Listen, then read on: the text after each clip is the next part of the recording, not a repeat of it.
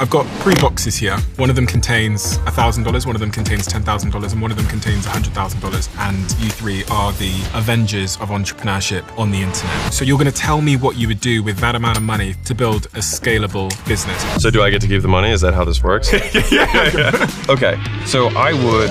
3 highly successful entrepreneurs with 3 very different perspectives. This is the ultimate masterclass in creating and scaling your businesses to make millions. There's 2 paths to making money quickly if you don't have any. And the first path is go find the best entrepreneur and go work for them. Learn as much as you can. Totally agree. Like Kim Kardashian was Harris Hilton's assistant, and she learnt the playbook for being famous, and then she took it to a new level. And then the second way is high risk, but highest reward. Go do it yourself. And the first business that you start, you're going to be learning the game of business even more than you're learning the business that you're doing. Things like you wait 8 seconds after you ask someone to buy, you close 30% more sales. And there are actual studies now that show that if I'm a woman, you make more money if you do one thing. You wear makeup, which is wild. And what about making content? Building a content empire that builds your business. This is brand new to a lot of people. And so a lot of creators online don't think about how do I monetize on top of this. Right? And I can name some TikTokers with 50+ million followers that have had failed launches because they have views, but they have 0 influence. And in order to create influence, there's 4 things. So number 1 is... Okay, so let's go on to simple, actionable frameworks. So I have a framework in order to raise money. I have a framework for pitching. And I have one that can increase sales by 20 to 40%. And then if you want to know if your business is going to make you money or not, we use the moat strategy. And there's a lot more. So let's go through all of this.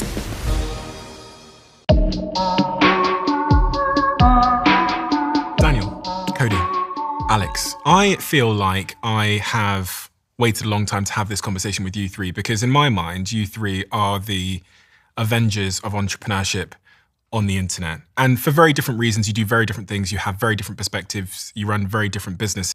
But for those people that are sat at home and they have an idea and they're mulling whether that is the idea worth pursuing, is there a framework for knowing if it's a good idea or a bad idea? What we use that comes from private equity, if you want to know if your business is going to make you money or not, or investable or not, we use the moat strategy, which is basically M stands for margin. So you want a business that actually makes you money, doesn't just generate revenue. And so a good business typically has at least 15% net margin. So that's the money you put in your pocket, right? So that's profit. Yeah, exactly. And then the O stands for operations. So operations being, can this thing actually scale over time, or will I really have a job, not a business? And what's the difference there? The difference between the 2 is if you have a job, not a business, that might be, for instance, without AI, if my entire business was just me talking continuously to camera and I'm an actor, it's really hard to turn acting to a business, right? You're trading time. Right. You're still an employee, you're just self-employed as opposed to a business owner. And there's a real difference between a CEO and a self-employed person. And then the A stands for advantage, which is, do I have an unfair advantage in my business? I think over time, all arbitrage windows close. So if you don't have some sort of advantage, it's hard to stay in business over a long time. An advantage might be, I have distribution because I have social media, so I can get more eyeballs. I can figure out how to talk to 2,000 people quickly because I can do it via video as opposed to knocking on 20 doors. Or it could be logistics, or it could be 10 years of experience in an industry. And then the T stands for TAM, total addressable market, which goes back to the doggy teeth issue, which is, is this a real market that enough people are interested in, that I can build a business that is big enough for me? And, to Alex's point, I don't think everybody should try to play the $1 trillion or $1 billion game. In fact, I think it can be quite miserable to strive for billions. And so the total addressable market for your local fruit stand in your community may be a perfect amount of income for you, but let's actually know what amount of income is reasonable for you. And the cool thing about entrepreneurship in like today's age, the data is available everywhere. And so in private equity, you would take this model like that. So you'd go moat, I take them, and for each one, I rank them 1 to 10. And businesses, so margin, operations, advantage, total addressable market. Each one of them, a 10 is perfect, a 1 is the worst you could have. And businesses that are better than 30 across all 4, well, that's a fund it. That's a fundable business model. Businesses that are less than 30 but more than 20, that's a fix it. You've got some problems in the model. And businesses that are less than 20, that's a flee it. This is probably not right for you and a hard business to do. I think it's not just the people who are looking for a new opportunity or people who don't currently have a business. I personally think at the moment, every single person on the planet who has a business should assume that their business is on borrowed time, because AI is going to disrupt everything. And in that disruption, everyone has the opportunity to rethink whether they want a different opportunity or whether they want to pivot. It's the perfect time. I look at simple things when I'm thinking about, is it a good opportunity? I think every good business is built upon somebody's case study. So when I look at not just businesses as a thing on their own, I think businesses as a thing on their own have to be taken in consideration with who's the entrepreneur. So something that's a great opportunity for Codie may be just a disaster for me, and likewise. So I'm looking at the background of the entrepreneur. Do you have a case study to leverage? Do you have knowledge? Do you have a network? Do you have resources?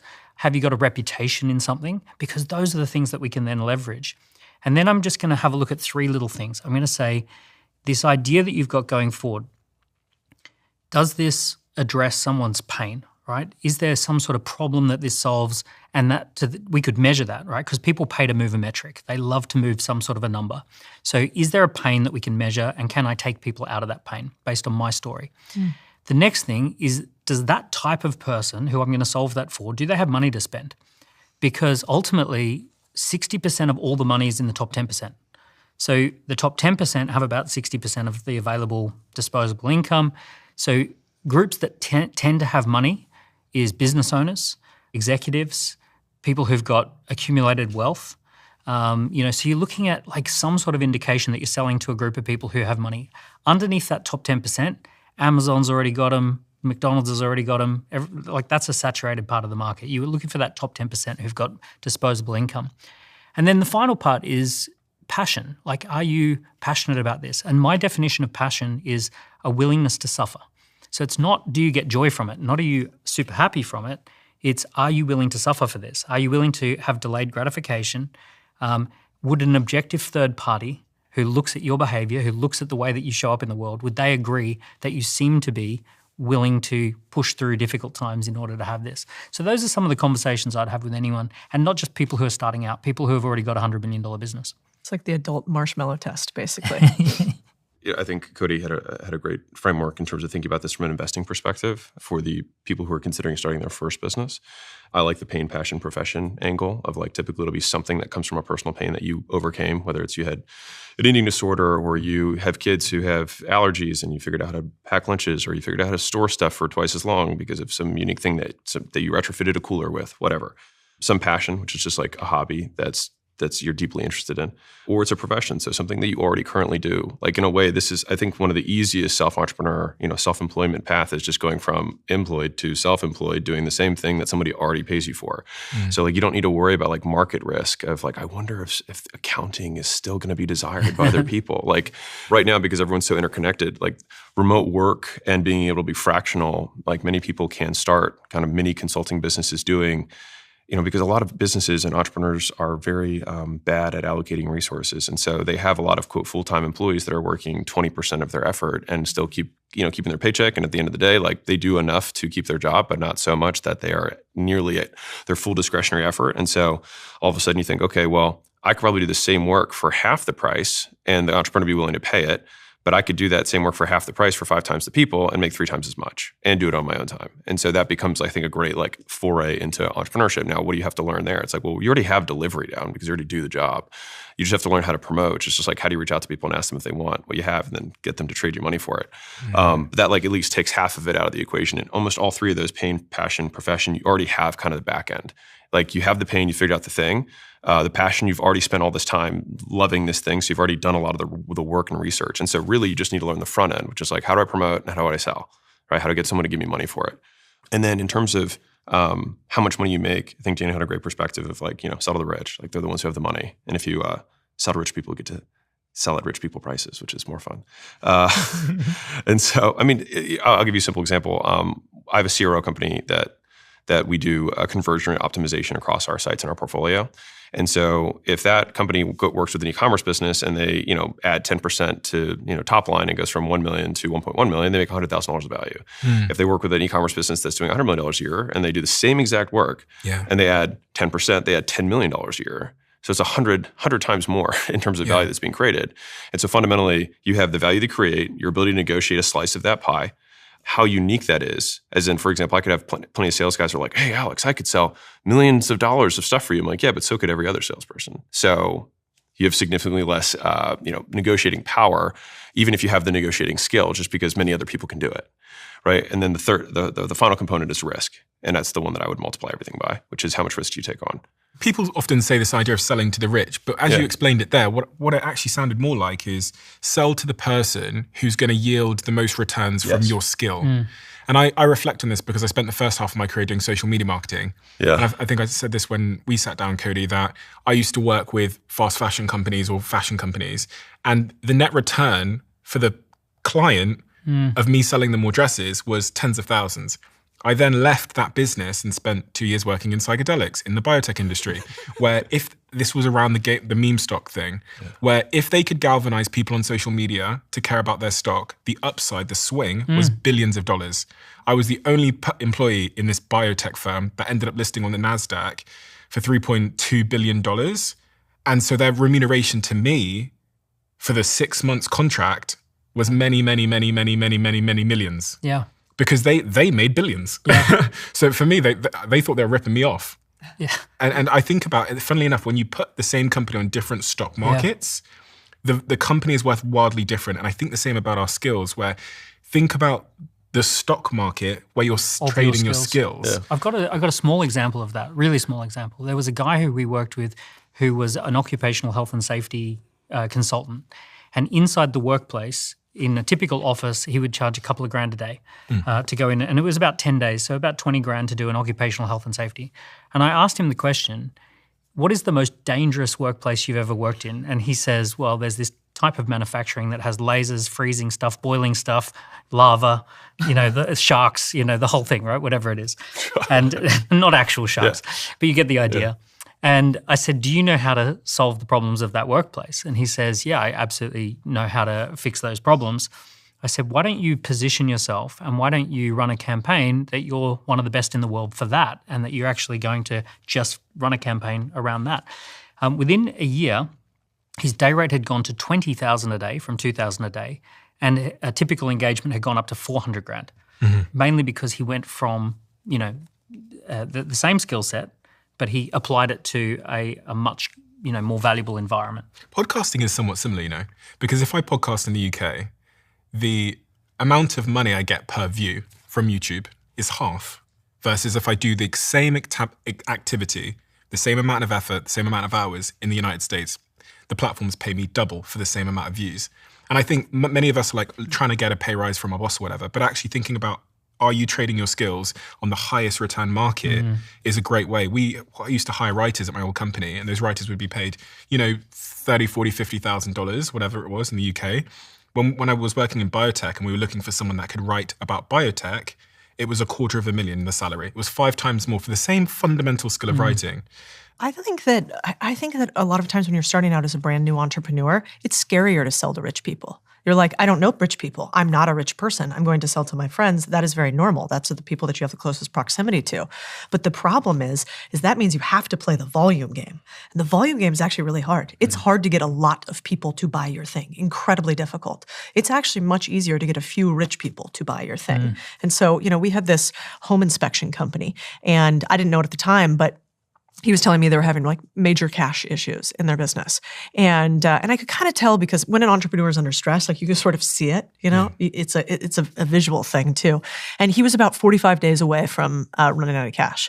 And when I was sitting down and talking to him, I was trying to understand his business. Home inspection has been around forever. It's a normalized business. This business works. It functions. It has good margins. It's a roll-up for private equity. The business model is not the issue. So what was the issue? The issue was their client and their pricing. So he was trying to be the home inspector for everyone at a lower price point. And what does that mean? It means it was actually really hard for him to advertise because he wasn't niching down. He was competing with all of the major players. And he had very little margin because he was competing for people who couldn't afford very much in their home inspection costs. We made one change, which is we just said in front of his business name and in all of his ads, luxury home inspections instead of just San Diego home inspections or whatever city he was in previously.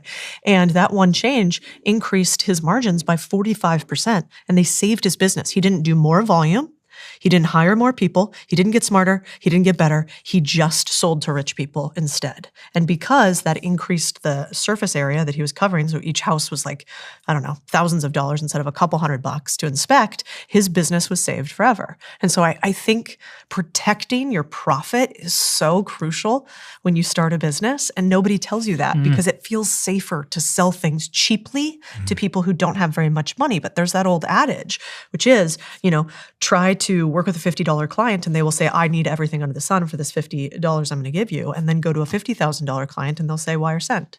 And so, so true. In the beginning, go for the 50,000. Yeah. And the last thing I'll say on that is also when you're a young gun entrepreneur, a lot of times people who have money, they got there through business 9 times out of 10. They see themselves in you as a young hard worker. You can often get away with things when you are young, working for somebody who is rich and sees themselves in you, especially in service businesses, that you just can't at volume when you're selling to people that really need that last dollar.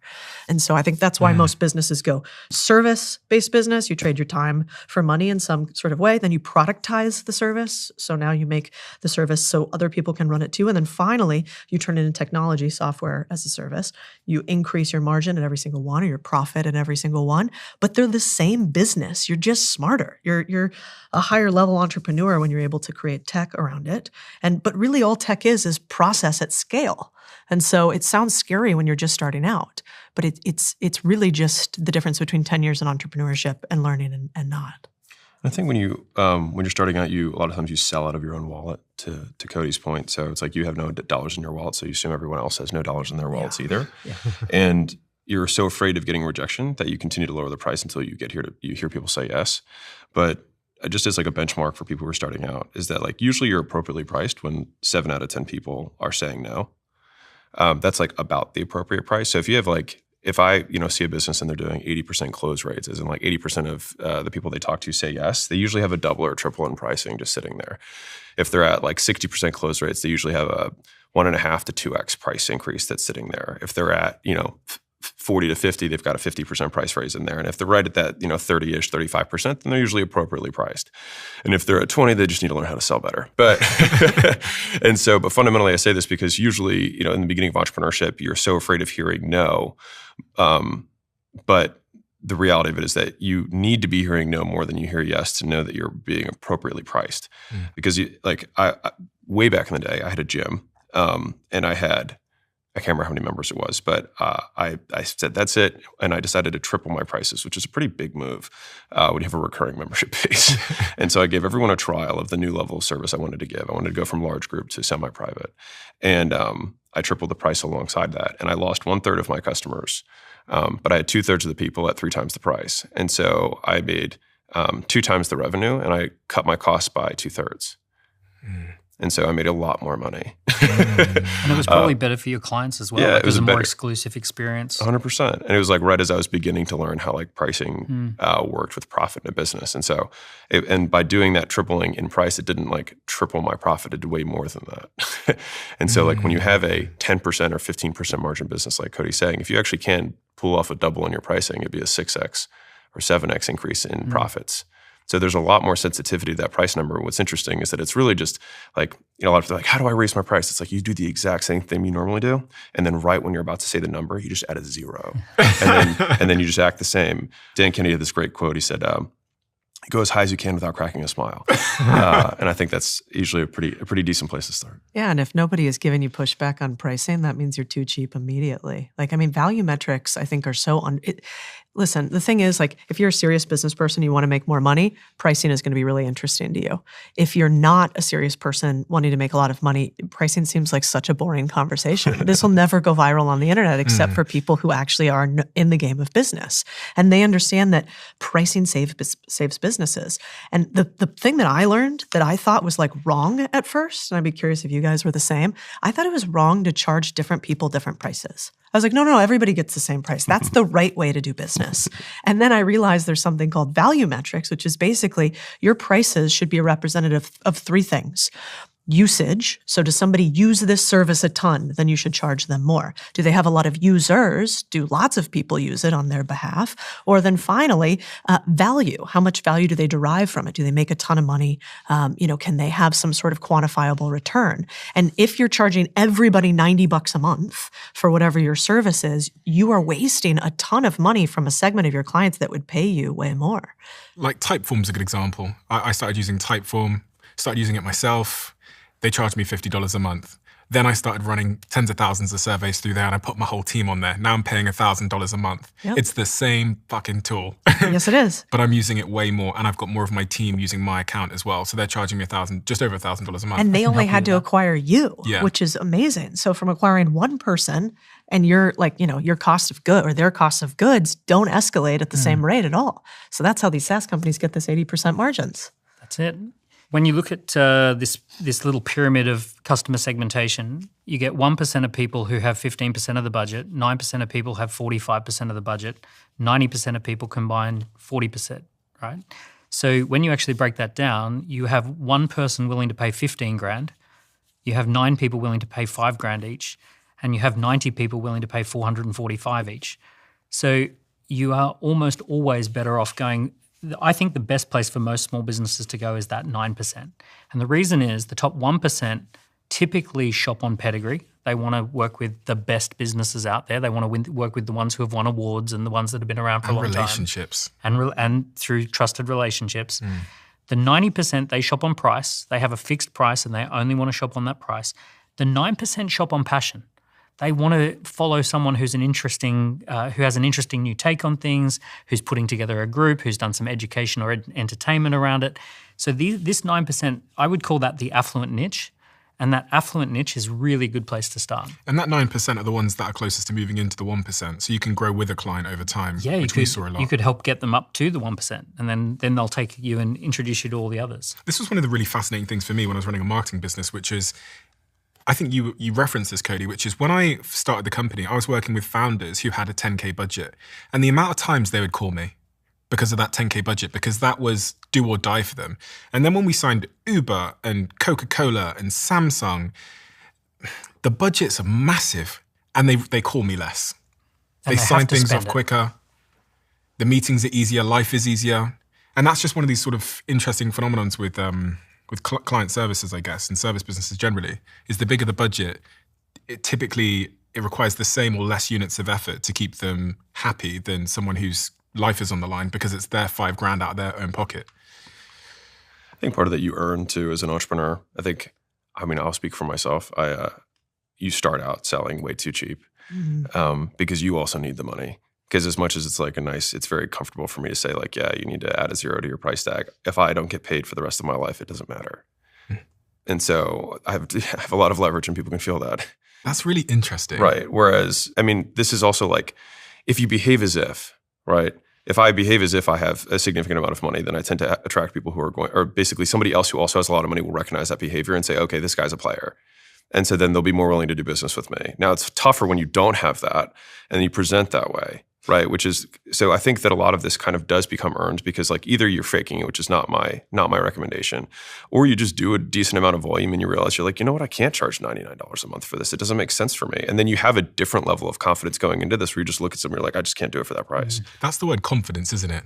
Yeah, well, that's how I had to find it. Yeah. And how does one build that confidence or portray that confidence when really they don't believe it themselves? You outwork yourself out, right? You do so much volume that you get bored of it. When you can basically train out your affective response or your emotional response to a given activity, then at that point I would say you are ready. And so whenever I hear somebody's how do you get rid of nerves? I was you're just not, you haven't done it enough times. Until you are bored and you hate it, at that point I'm okay, now you're ready. Is that what self-belief is to you? To me, yeah. There's two types of confidence. There's a confidence that comes from repetition. Sure. And I think it takes courage the first 30 times, and then you get a little bit of confidence, and then it takes courage, and then you get confidence. But I think it's 30 little blocks of 30 repetitions, and then you get rewarded with a little bit of confidence upgrade. That's one type of confidence. There's another type of confidence, which is an abundance of options. So let's say you run a lead generation campaign, and you want to get 10 clients, and you're hoping to sign up 10 clients, and 1,000 people respond. you end up with this with or without you energy. And the with or without you energy is I'm going to be fine with or without you. I'm going to definitely make my 10 sales. I've got 1,000 leads. I've got 10 sales I can make. So therefore, it's out of balance. Mm-hmm. I go back and forth on this because the good thing about today actually is I think people do less than ever, but think that they do more than ever in entrepreneurship. And so we have a lot of mental masturbation that goes on. I've thought about this a lot. I've really pondered it. I've wondered about this. I've worried about it, et cetera, right? I've watched all these videos. I've consumed all this stuff, but I've actually done nothing. Keep watching the videos. And like and subscribe. But, you know, if you take the quantity advice, then what you do when you try to go get a job, let's say, whether it's a job that you have in your business or you're trying to get an actual job, then you just go and you apply to 15,000 of them. I actually think you'd be much better off by applying to 5 and doing as much work as it would take to reach out to 15,000 to obsess on those 5. And so even if you haven't done 10,000 hours of painting somebody's house, if you go and sit down, and you sit down with AI, get in front of Perplexity, and you write down, okay, what does the average painting job cost? What are the problems that come up with painting jobs? Who is the most expensive? How do I upsell them? And you put together a package that is like, here is everything that you think you need to know data-wise on this job that I want. Like, you will be the 1%. Nobody preps for anything anymore to the degree that you need to execute. And so I don't think you always have to do the job if you do the preparation to show that you care about the job. And just think about it. Like, how many times have we all had people reach out to us and they're like, I want to come work for you, or I want to come get this job. And they're like, hey, can I send you a video of XYZ? And if I do it, then you'll hire me. Or can I do a sales pitch for you? You know what you should actually do? Make the video. Make the video, put together an entire prep document, put together a strategy document on why I should hire you, and make it so that it is almost impossible for somebody to say no to you because it shows how obsessed you are in a world of super curious, uninterested, not that deep obsession. And I probably hired 15, 20 people solely because obsession is rare and competence is rare. And if you can show those two things, you can be people who have been doing it for 20 years. Because I know many painters. We own one of the bigger painting franchises in the country. And I know very many painters that have all the experience, but they don't know how to properly communicate it and show the preparation that they've already done. Let's talk about that, because that's a function of really sales, I guess. That's sales, that's marketing. I was mulling the other day because I've just hired someone called Harry, who's our new head of happiness in Flight Story, and she didn't just make a 7-minute video. She also sent the video via unsaturated, less noisy channels, and it made me think about this framework of the resonance of the message and the high signalness of the medium. Because as you'll all know, you're getting DMs from people that say, any job's going. That's like low emotional resonance and a terrible medium.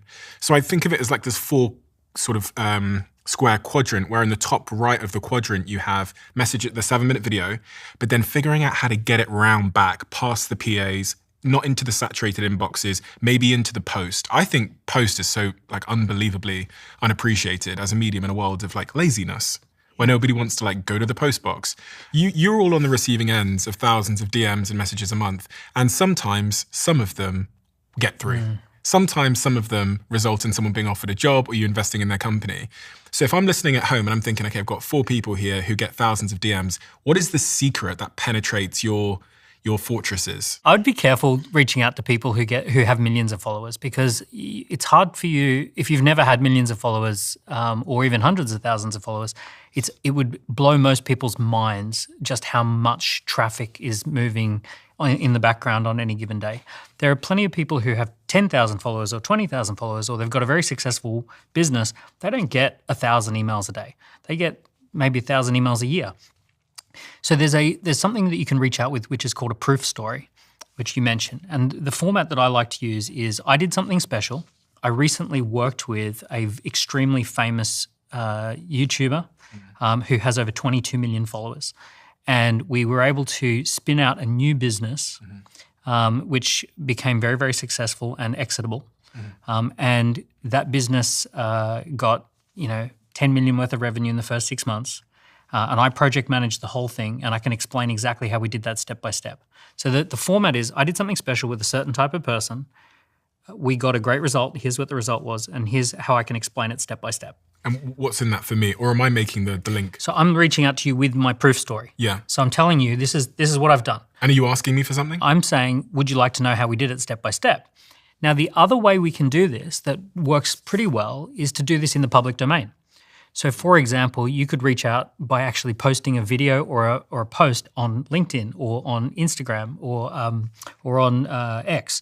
And what you can do is have 5, 6, 7, 8 friends who then jump in and start commenting on it. Now, for me personally, if you've tagged me in something in the public domain and people are now commenting it, so that the thing might be, I've got a little bit of advice for Daniel Priestley. And I go, ooh, what's going on here, right? And then I see that there's a public video and I see several people commenting on it. And then I look at the video and it's a proof story and it's really complimentary. I really like your stuff and here's going and here's my proof story. And by the way, Daniel, I'd love to get in touch. Drop me a DM. I'm going to check that out because it's in the public domain. Because? Well, because it could be negative. It could be like I don't. on Reddit. I want to know what the heck's what's being said there, right? But I think the real thing is, don't confuse famous with rich. Like, you guys shouldn't care about us and reaching out to us. There are people that are richer than all of us, even though we all have some means, as far as I understand. There are people that are way richer than us, that nobody knows, that nobody's reaching out to, that want to give you their money. And so I think a lot of people spend time focusing on fame as opposed to rich.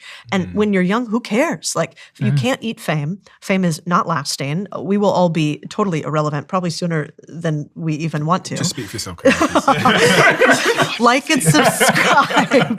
Alex will be remembered in 500 years. Yeah. So, like, for young people, I do think sometimes because we get DMs, we think that it's important. But if you're watching this, you should really be obsessed with just making money. And then you can be sitting at a table like this and not worry about, slipping into our DMs. I mean, the richest guy that you know probably started a sprinkler head company, lives down your street in a big house. And if you went and knocked on his door and asked him how he made it, and if you could do a service for him, he would probably let you.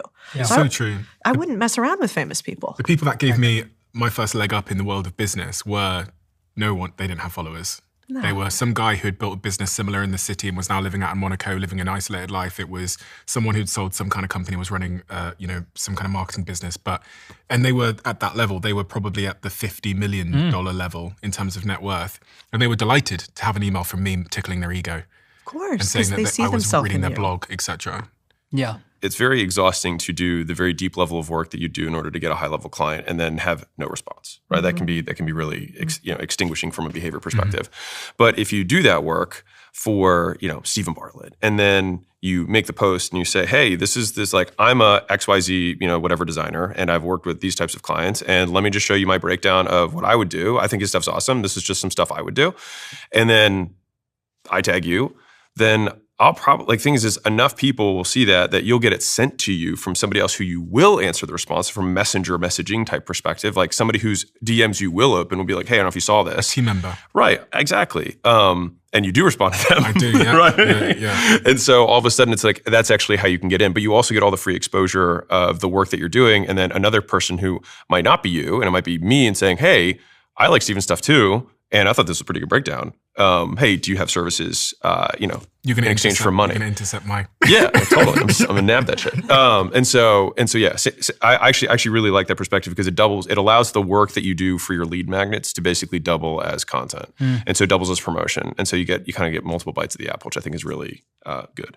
And I think if you do it, though, be sure you're good. Because the truth of this happens all the time with you and I. Yeah. I mean, we go back and forth because people will say online, like, I built everything that Alex Hormozi owns. Can I come work for you, Codie? Oh, yeah. I received those emails too. I built Alex Hormozi. So he'll have this, he has the same people, I built everything Codie has. And then, kind of funnily, I'll be like, God, I don't remember that person ever working for me. Like, did this actually happen? And so I do think this is just a little, listen, you got to hustle when you're young. You got to do things you're going to cringe about later. I am so on board for all of that. But also remember that the world is small, especially with people online. I just want to pause on that because I think this is an important point, is all the people that have had the biggest net impact on my success, my career, in my team, they don't seem to have time to be telling the world that they did everything. Yeah. I mean, Jack is a good example. Jack was here from episode 1 of the podcast. But Jack, in my view, is doing the least personal branding, milking the cow.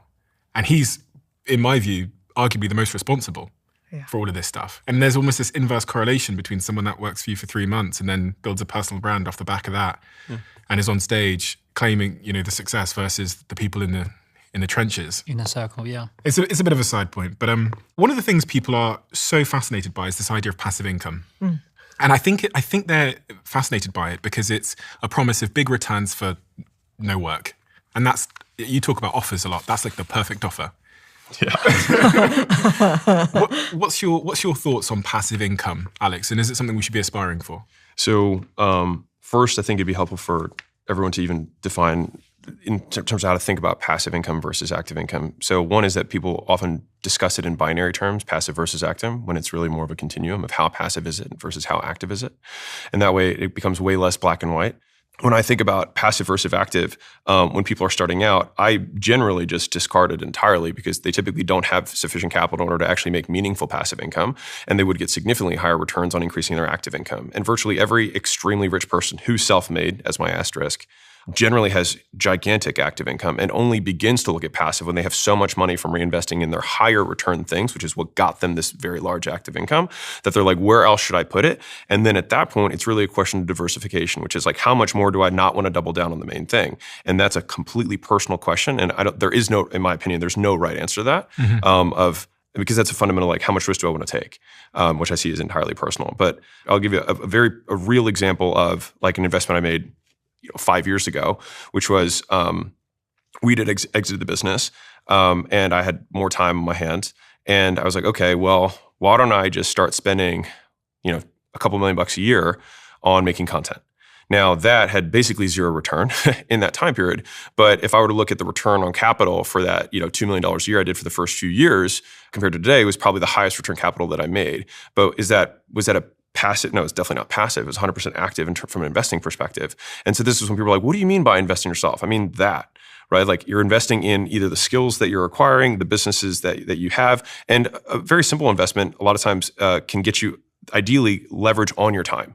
And so I would rather think for the person who's starting out, not like, how do I make this passive? I'd rather say, how do I get more leverage on my active? And so like I could start by shoveling snow in the beginning. And then once I save up enough of my shekels, then I'll buy a snow blower. And all of a sudden I can go from doing, 1 driveway an hour to doing 3 driveways an hour. And then boom, I tripled my income. Now for that 1 week that my cash flow is down because I had to buy the equipment, I'll have made less money, but then I'll very quickly recoup it. Now to the same degree, that's in a capital expense from an equipment perspective, but you can do the same thing from a skills perspective I give a classic example of a phlebotomist as somebody who draws blood. In the US, I think they make somewhere in the neighborhood of like $25 an hour, something like that. It doesn't take very long in order to become a phlebotomist and doesn't take a lot of money. And so, a couple of weeks, you do the studies, you get your cert, and then all of a sudden you take minimum wage. And as long as you're not in San Francisco, you'll have doubled or tripled your earning capacity in just a very short period of time. And so that's a very good return on capital. And so that's where I think about the best investments for people who are starting out, who have, call it sub $10,000, sub maybe $25,000. It's like I put all my money into how I get more leverage on my active, which is either going to be more skills or more actual physical equipment in order to get returns on the skills I already have. Interesting. More leverage on my time. I personally like the idea of asset income versus passive income. So if you actually look at what's really going on with passive income, it's that there is an asset, and that asset is in some way generating income. So for example, you own a house and you get rental income, or you write a book and you've got intellectual property, and that intellectual property generates a royalty income. So first there's an asset, income follows assets. So the first thing you need is an asset, and then you get the yield from the asset. And there's traditional assets, which are very, very good if you've already made money or you already have money and you want to park it somewhere and you want to stay ahead of inflation.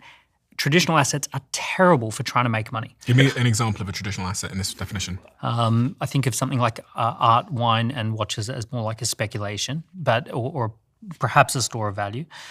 But then there's something else which is called a performance asset.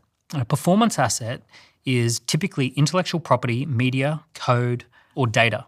And when you have these performance assets, if you can build these are ones you don't have to buy, you build them. So for example, you could write a book and now you've got intellectual property. You could build a system like a SaaS platform, and now that SaaS platform is in some way an asset, and you can rent that out to more people. You could build a database of 1,000 people and build a relationship with those 1,000 people, and then every time you write one email, it goes out to 1,000 people, and they have a little newsletter, so that's a performance asset. So typically when you look at the people around this table, we're very lucky to have a lot of performance assets, big followings, lots of media and content, books that we've written. So these are kind of like the performance assets that anyone can create. It used to be, until very, very recently, that you just couldn't build assets. Like it was very, very difficult. But we live in this magical moment where almost anyone with a phone and a laptop can start creating performance assets with intellectual property, media, data, and code. And then you can basically start the process of building those assets, and then those assets produce more income. Here's my conspiracy theory about passive income. And I think that passive income, it's a tax code, right? It is a real thing. It exists. You pay less money to the government if you have passive income than active income. Like, that's where the word comes from. But I think the reason that it's been so idealized is because there's an entire industry where people have told all of us for decades that they are better at managing our money than we are. That's the mutual fund industry, that's the investment industry, that's the real estate industry, that's the private equity industry. And they have said, we are professionals, and thus we will charge you 2 and 20, we'll charge you an investment fee on top of your assets for you to give us, the professionals, your money to beat inflation over time. The problem is that, to your point, they will never make you wealthy. Investing over time in those assets are great for beating inflation or making sure you have downside protection for your cash over time in order to allow it to grow and have diversification. But they're very bad if you want to get rich. If you want to get rich, you're not going to get rich in mutual funds and sitting it in somebody else's private equity fund. The people who get rich off those things, they do the active income. They're the ones who are running the private equity fund. They're the ones that are running the private equity companies, and they're the ones that are running the real estate. And so there's this fascinating world we live in, actually, where people think that it is better and more sophisticated to not teach you how to become capable of running your own business and creating active income, but that instead you're more sophisticated if you're on Wall Street. And so I think that passive income was actually, in a lot of ways, a way for the wealthy class to gain a lot of our assets. But people click it. And this is why there's a generation of younger people as well that are obsessed with trying to figure out how to make passive income. It's clickbait, isn't it? I think it's Forex clickbait, trading. But I think it's almost deeper than that. I think it is actually that it sounds, if Alex says this, I say it too, but like, invest in yourself. People are like, what does that mean? Of course I'm trying to, but how do I invest in myself? That's hard. I don't know exactly how to do it. What are you trying to sell me courses or tell me to buy your books or whatever? And that's the reaction. But the truth of the matter is that you will never be able to have the return on investment in somebody else's asset that you will in yourself. You just won't. Okay, so let's go on to that then, investing in yourself. If you were starting out in your career today without the skills that you have, without the audience that you have, and you had to choose how to invest in yourself, what is that investment you would make in yourself today in 2025? I'm going to give 2 answers. So I started at 0 once, and then I've lost everything twice. And so I have done that 3 times now, starting from 0 without a reputation or money. And so what I did in all 3 times was the same thing, which was the first thing I did was I learned how to advertise, which is how do I let people know about the stuff I have. The second thing I did was that I went to people who had an existing business, and I said, hey, for as little money as possible, what would you do to fulfill your existing services? And then when someone, I would then use the advertising that I had. So at the time it was Facebook ads. I would run ads, and then I would sell those leads into that business based on the predetermined price. And so let's say it's a chiropractor, or for me, it was a gym. So I went to a gym owner. I said, what would you, take for a member? And they said, we would actually take them for, if you can just bring them, you can keep the money. We just want the customer for free. And so I said, okay, well, the first 6 weeks of the time that they spend money with you is mine. And then after that, they're all yours. And they said, that's fair. And so then I just spent money and I sold into someone else's business, and I kept everything above the spread, which, since the basis was 0, I kept all of the money and I had 0 cost of delivery. So literally it was just cash collected minus CAC, all of that was profit. And so when I started over from 0, the 3rd time, I was able to make $100,000 in the first month when I needed it. Because you had that skill of advertising. Yes. And so when we say like invest in yourself, it's a very amorphous term, but fundamentally you have to learn the skills of generating money. And so you're going to have some level of promotion. You have to let people know about your stuff, which is either going to be through content, through paid ads, through outreach, right? Or it's going to be through affiliates. So somebody already has an audience you negotiate some sort of thing with. Honestly, so many businesses, like you can go to a chiropractor and say, hey, how little will you do 10 sessions for? And you'd be amazed. If I say, hey, I can bring you 100 people, how little can you do 10 sessions for? They might say $20 a session. Now I might sell it for 200, but that's on me. And I make my 90% spread and I don't have to do anything. I just have to promote and sell. And so that is an example of something that like I have done and did do each of the times when I needed to make money in the beginning when I had nothing. What skill that you currently have would get you back to being a $100 million entrepreneur? So it's a really good question. I think it's actually stacking skills. So a lot of times, like when this question gets asked, basically the assumption is that you have to stay in the same vehicle. And so like the fastest way to make $100,000 is not the fastest way to make $10 million. But I might make $10 million faster if I started with $100,000. And so if I have zero, then I'm going to do something that costs zero capital and is pure skill, which is exactly what that was, right? Now let's say to actually start running those ads, I might need $1,000. And so it's like, I might drive Uber for $1,000, get my 1,000, then spend the 1,000 on ads to make my 30,000. And during that process, I can reinvest that to get the 100. Okay, great. Now I've got the 100. Now with the 100, I can flip that into, and the key of each of those is that none of those are really businesses per se, and that like I can just walk away from them whenever. I don't have ongoing delivery or ongoing commitments. And so that gives you a lot of flexibility. And I mean, I think there are a lot of entrepreneurs, at least the ones that I know, have had these moments where they needed to generate a lot of capital in a short period of time and have a few kind of like fast money skills that they don't flex normally because there's caps to them, right? What I think is cool about entrepreneurship too is we can all do it. You have to find your unfair advantage. One of your unfair advantages is you're very good at paid promotion and getting to the masses, right? That was never really my unfair advantage. I think there's two different ways you could do this. One would be promotion. So are you an incredible salesperson to go direct to a ton of people? The other way is partnerships. And I think you can think of these different ways. Promotion could be B2C often, which is like going direct to consumer. Often partnerships is B2B, going to a few big people. I think of partnerships as employment, which is a very fast way often to make money too. Like Jack might make way more millions with you than he does individually. And so my background, when I didn't have any cash, I didn't know how to go to people directly. I didn't know how to do paid ads. I wasn't sure how to do promotion, which is a volume game that you have to be good at. So I went towards partnerships. I said, I can get to fewer, bigger, faster. I can't get to many fast. And so I think there's like two paths to making money quickly if you don't have any. And the first path has less risk, but perhaps mid-sized returns. And that is go find the best entrepreneur, founder, business builder you can find, who you can still get to on a daily basis in some way, and go work for them. Learn as much as you can, earn as much as you can. As you learn more, ask for more continuously over time.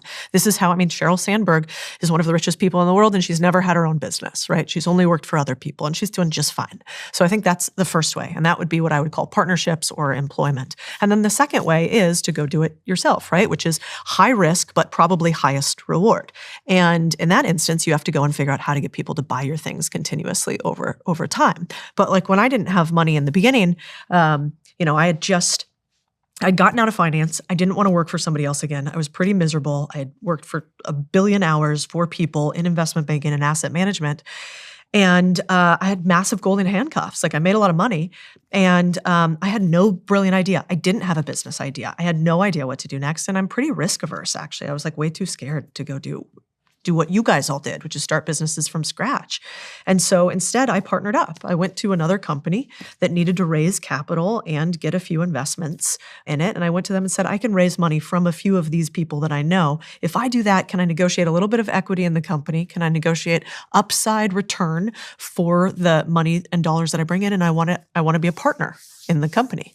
And so you don't always have to start your own thing. If you can negotiate with partnerships, I think sometimes you can skip to the front of the line if you're not a great natural salesperson, or marketer. And so you really just need to decide which one. And neither of them are better than any other. They're just better for you. The amount of resources you have access to is a factor of knowledge, network, and reputation. So at all times, you're trying to build your knowledge, you're trying to build your network, you're trying to build your reputation. Now, a lot of people are worried about the knowledge. but they've probably done interesting things already in their history. They're probably, if they looked over the last 3, 4, 5 years, they could say, actually, I've done all sorts of things, but I've never told anyone about that. Right? I've never actually explained, I've never posted on LinkedIn, I've never posted an update telling people what I've done. So therefore, I've actually got things that could build a reputation, but I've never leveraged that reputation. If you're a young person especially, network is actually, you've got a superpower with network. And I'll tell you why. Because if you go to a private bank that normally banks people with 3 million, but you say, I want to be an entrepreneur, I want to come to some of your entrepreneur events that you host, they'll bring you along because you're an ambitious young person. If you go to a large accounting firm and say, do you ever host big events? Could I attend some? Can I jump on a newsletter that lets people know about the events? They'll invite you along. And I'm talking about like Ernst & Young and KPMG. Every single week they've got some thing that they're doing in their offices. They've got experts, they've got rich people, they've got all that sort of stuff happening there, and they'll invite you along. So you've got this ability to build your network. You've got this ability to leverage your reputation. I actually don't think that you can make good decisions about the knowledge on your own. I think you need someone who's at the higher level to tell you this is the skills you should go for. These are the things you should do. So for example, at the time that Alex did ads, it was a great time for doing ads. Mm-hmm. But now fast forward to today, it's probably better to study AI and to bring that to the table. So sometimes those things change. So let's say you figure out what is your reputation, what can you talk about when you're in front of people. You go networking, you go to a few of these events, you outreach, you get yourself in front of some people, and you actually ask the question, what kind of skills do I need? What sort of, I need to build my skills, I need to build my knowledge. What do you think would be a valuable thing to do? Because people who are at that next level up, they're noticing what they need, they're noticing what's hot, what's not.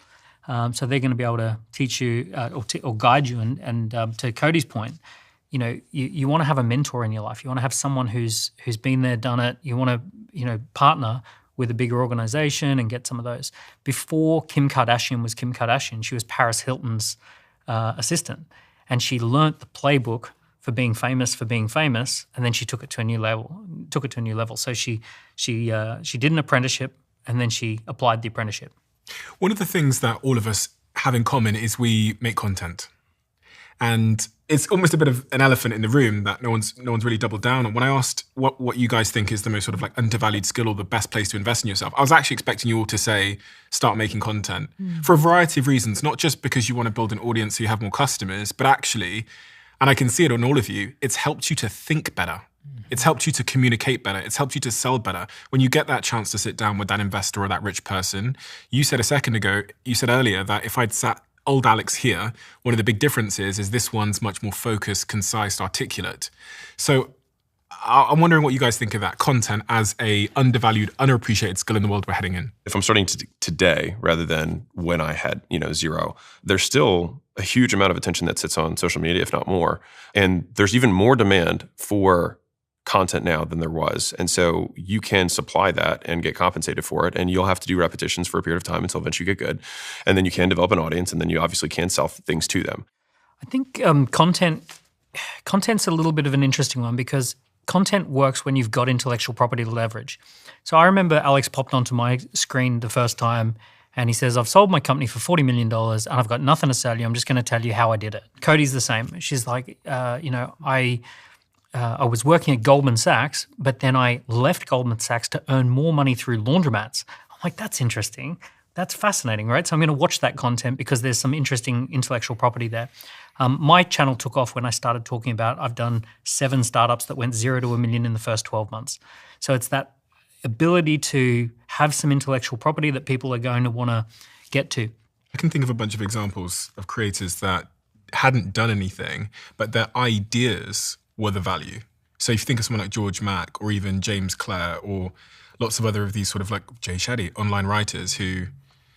Jay Shetty had a great one, which was, I've got monk wisdom for the modern world. Mm-hmm. And we've got Ali Abdaal. I quit being a doctor to be a YouTuber. Mm-hmm. So there's these little hooks that work. And does everyone you don't have to have sold a business for tens of millions I think, made millions from... I think there's some intellectual property that you've got, but bear in mind that there was a different time where you could just burst onto the scene, and we now have AI-generated content. So if you imagine like airplanes and they're at the airport and the fog rolls in, and if you're on the ground, it's very hard to take off. But if you're already up in the air, it's very easy to stay up in the air. And it's kind of like the AI content that's coming in is that fog, right? There's just going to be thousands of AI-generated content pieces just flooding onto everyone's feed. And if you don't have a really good hook, you're just not going to drown out that noise. You guys must all be thinking about this. I have so much. All right. So one thing I think everyone has to decide on if they're going to start making content is, am I an entertainer or am I an educator, right off the bat? And so I think AI content for sure will have tremendous leverage on entertainment, more so than education. Because the big underlying thing that Daniel's hitting at is that you have to have proof, right? Like an AI avatar cannot come in and say, I sold my company for free. They can't. They didn't do anything because they don't exist in the real world, which is why, in my opinion, like the absolute foolproof method for making educational content is do epic shit and then talk about the epic shit you did. Period. And so I'm in LA. So yesterday we also, we had the School Games winners come out with School's platform that hosts online communities. And the winner of the last School Games, so 90 days, he got to like 300 and something thousand a month from a YouTube channel that he started 16 months ago. So he started 16 months ago making videos about AI. Now, what was his interesting thing? So he was just always into AI, learned about the tools, and then he started helping small businesses for like $1,500, $2,500 a month, where he would just help them implement these automations that would save them money and time. And then people were like, well, how did you do that? And so he just basically would just explain each of the automations that he made for each of these businesses on his channel. And he made one video a day explaining one of the automations. And then he said, if you want, I have a group that's whatever, $300, $400 a month that shows you how to build the same automations. To your point about the education is like, you just need some proof. And it doesn't, like, you don't have to, like, the bigger the proof you have, the wider TAM you'll be able to reach, because more people will be, I'll just put the words, impressed. If you just are in your 20s, and to be fair, you've just quit Goldman Sachs, it's like, that is enough of a thing that, because it's a 1% type deal, right? But you can 1% through achievement. But the other side that I think people widely underestimate is you can 1% through volume of work. So if I said, I read 200 books last year, let me show you the 200. They're all dog-eared. Let me tell you what I learned. Like, I'd be like, well, shoot. Because I think everybody wants a bargain on time, right? Like, I went on 100 speed dates. This is what I learned. It's like, well, I don't want to go on 100 dates. But like, anyone can do that. So it's either 1% achievement or 1% effort. But this one you can do, and even if you have zero outcome, there's still stuff that you'll learn, and then people find interesting that you can build an audience around. And if you do that enough times, eventually you do achieve something that is interesting, and then that kind of becomes permanent. But at the end of the day, like, proof always beats promise. I also think anybody can go viral online with one of two things. We've talked a lot about experience. So if you do have experience, if you built $1 billion in assets under management business, gone to Goldman, built 7 startups, that's incredible. That's not normal. That's totally fine. But that means that you could just have the everyday other E of starting the experience. I think we obsess on expertise. Expertise is the way to make content online and make millions. But what about just the experience? You could say, actually, I've done nothing. I'm a college dropout. I've fucked around a lot. I don't have much figured out, but over the next year, I'm going to try to make $1 million. And you can go just as viral, if not more. I mean, a good example would be like Ryan Trahan, who I love, who's in Austin, Texas too. And Ryan is just like, I'm trying stuff and this might fail and I have no idea and you guys can come along. The proof could actually be you just trying a thing and it not working one way or the other. And so I think the only problem with this type, which is experience as opposed to expertise, is that with expertise, you have attention and intention, aka intent to buy. Whereas if you're just experiencing things, you might have attention, but what are you going to sell? Because you don't have like a value derived from it. Where's your intent? I mean, if you think about who are the biggest creators online?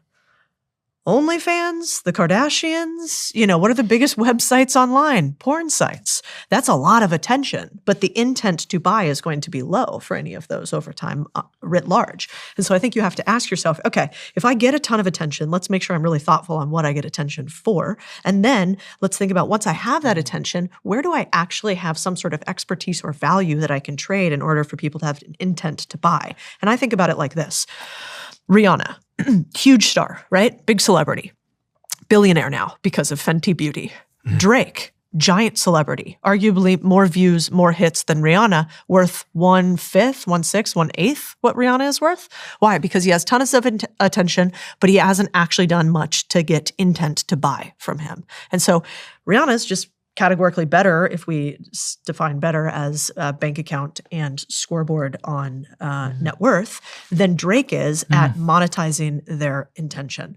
And so I think that a lot of creators online think too much about views, likes, subscribes, and don't think very much about how do I monetize on top of this? Because nobody stays relevant forever online. And so I think while you're in the spotlight, you do have to think about how you're going to convert that funnel in some way. That's a really great point. A lot of the people you see blowing up online, they do have a back end that monetizes it because, to your point, it costs money. I probably spend $40,000, $50,000 a month just on retainers of people who are working on that stuff. And content. Yeah, content-related stuff. And, because I have businesses that can monetize that, then it's worth doing. But it's hard to compete with that if you don't have a back end.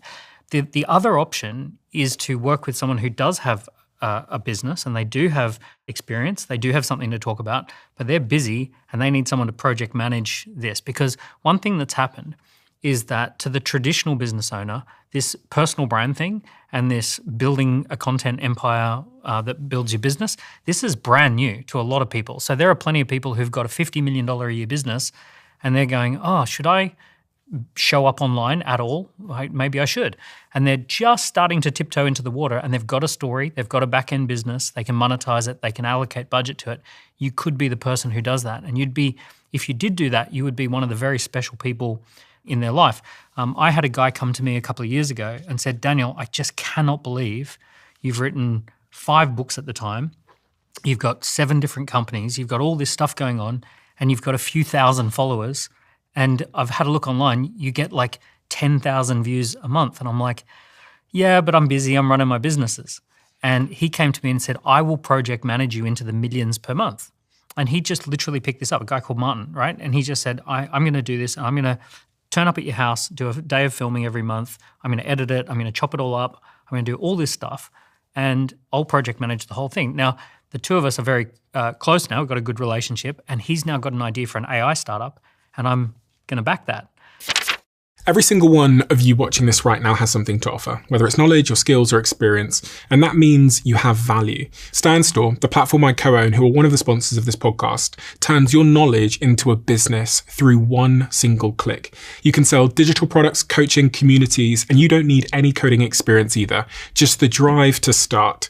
This is a business I really believe in, and already $300 million has been earned by creators, coaches, and entrepreneurs just like you have the potential to be on StanStore. These are people who didn't wait, who heard me saying things like this, and instead of procrastinating, started building, then launched something, and now they're getting paid to do it. Stan is incredibly simple and incredibly easy, and you can link it with a Shopify store that you're already using if you want to. I'm on it, and so is my girlfriend and many of my team. So if you want to join, start by launching your own business with a free 30-day trial. Visit stephenbartlett.stan.store and get yours set up within minutes. If you guys were starting from zero today, with AI in the picture and all of these platforms and the way things are going, I've spent a lot of time thinking about the next big opportunity in content, and I think about the next big platform. Where would you be starting today based on who you guys are and the skills that you have and the things you're interested in? It's probably a better way of saying it. Would you be on LinkedIn posting once a day? Would you be on TikTok making videos? Would you be on YouTube starting a channel? Would you start a newsletter? And with AI in the picture, I think it changes the answer because content is going to become very easy to make. So where does the value accrue to? Like, where does the value move to in a world where a kid in Mumbai could make a reel or a quote picture now with ChatGPT? So where is the value going to accrue, and how are you going to milk that cow? How are you going to capitalize? Like, what is the one thesis you have about the future of content that you haven't told anybody yet? Tell me. Well, I'll tell you mine. I want to ask a question too for everybody at the end of I'll give you my quick thing. One, I will say and I'd be curious if you all agree. When I first started making content, most people that I knew thought it was really cringe, actually. They're like, why would you make content? If you've actually had any success that you supposed to have had, why would you be so idiotic as to be on the internet making content? It can't be true that you've done these things if you're making TikToks all day. And I think they totally missed the boat that like the 21st century currency is attention, and attention could be bought with ads or attention could be bought in a different way, but through organic content creation. And so you go like cringe to content to conversion. And actually, I think all of us would probably agree it was a pretty good play. But like, I'm sure, did you guys all get laughed at when you first got on the internet? Of course. Yeah, right? Never. Still get laughed at now. I still get laughed at. So like, I just want to prepare. If you get online, be prepared. People will think you're idiotic. And your friends. And your I think friends. the shedding period where you transition to 100%. And people who are serious for whatever reason have not figured out that there is a huge arbitrage opportunity with being known. Even if you don't care about the views, and all I have as something that's a differentiator is that if I ping Steven, you'll respond to me because I am somehow I have some presence online. Same with Alex, same, right? With all of us. And so one, I just want to say that up front because it will suck. I'm in these creator groups, and at some point, it just happened yesterday. I'm in a group with like some of the biggest creators in the world, and all of them were listening. I mean, maybe 50 responses of a moment where everybody hated them on the internet. It was super dark. They couldn't stop watching and reading the comments, and they felt like there was like a fight or flight situation from a bunch of strangers. And so I think it's worth just saying content can have a little bit of a downside, and you got to like protect against that, but like also go full fucking bore into it because who cares? You'll be forgotten anyways. And embarrassment is the price of entry, as they say. Yeah. And we've all faced that and had to go through that to get to the other side. Now I want your content secret. We talk about social media, and I think there's been a lot of talk about it shifting really more towards interest media rather than social media, right? So I think this is extremely important because what Codie was referencing earlier is, again, entertainment versus education. And so Rihanna and Drake, I see both as entertainers. Now, what's interesting is that where do they have influence? So she used the word intent, but fundamentally I say, like, how do we increase the likelihood someone complies with a request or complies with a solicitation, right? If I tell you to do something, we've all seen some creators who have tiny audiences, but if they say, hey, go do this thing, they have 100%, not really 100, but they have a huge conversion on a very small audience. And then other people, I can name some TikTokers right now that have, 50 plus million followers that have had 13 failed launches because they have views, but they have zero influence. No one listens to them for their advice. And so in order to create influence, there's 4 things. So number one is, and so I just remember SPCL, right? So you have status. So somebody who controls scarce resources. So a bartender at a bar, there's alcohol behind them. It's a scarce resource. In the bar, they have status. When they walk outside of the bar, no one cares about them. But in the bar, they have status, right? So they give influence. The second is power. And so power is basically say-do correspondence, meaning if I tell you to do something, follow these instructions, and a good thing happens, then I'll increase the likelihood that you comply with requests in the future. And so, like, for example, Martha Stewart was the first self-made female billionaire, and I think there's a huge amount of reasons for that. And one of the biggest ones is that she literally gave people recipes, and they followed the recipes, and they had a good thing happen. And then people told them they were great, and this cake was great, and this lasagna was amazing. Their family, their friends, they also got status. So a massive good thing happened after following explicit directions. And so then when she said, follow my next directions and buy this thing, people said, okay, the last 10 times I did it, it worked. I'll do this too. And so that's why she had so much influence. The next is credibility, which is, do you have proof, right? Now, all of these can happen at the same time or separately. So I'm trying to give more isolated examples for each of them, but like one thing can check multiple boxes. So if I say, hey, I sold a company for $46.2 million, I have money, which is where status comes from, but I also have credibility that the stuff that I do works. I wouldn't have power yet, though, until I say, hey, if you take what you're currently doing and then add a bonus, urgency, scarcity, a guarantee, think about a value equation, all of a sudden you can sell it for way more money, and then you follow those instructions, and then you do make more money, then you're like, now I'll be more likely to comply with this person's request in the future. And so then that person gains influence. And then the fourth L is likeness, right? Do they look like me? Right? Do they act like me? Which is both, physical, but also psychographic. Like, do they share the same values as me? Are they similar? And so if I have 2 people that both have SPC, so they have status, they have power, they have credibility, and then one of them just also looks like me, I'm more likely to listen to that person. So each of these are additive. So if you have all 4, you'll be more influential, right? And so laddering this back up to conversion, we think, okay, well, if I'm going to make content with the purpose of conversion, then I want to make stuff that demonstrates these 4 things. Right? And so that is why educators typically have significantly smaller audiences, but can usually generate a lot more money than entertainers can. And entertainers typically can monetize almost exclusively through sponsorships as the most efficient means or vehicle. Now, where does an entertainer have influence? Rihanna is beautiful. And so she does have credibility in terms of beauty. She does have, and then especially if she starts making content around that stuff, she takes her entertainment audience, but she's talking about something she has credibility to, and then she can add power to that because people start following what she does, right? And then they start looking a good way, and then they say, you know what, she really does know what she's talking about here. And then all of a sudden, when she does point people to to a thing that they can buy, then they're more likely to do so.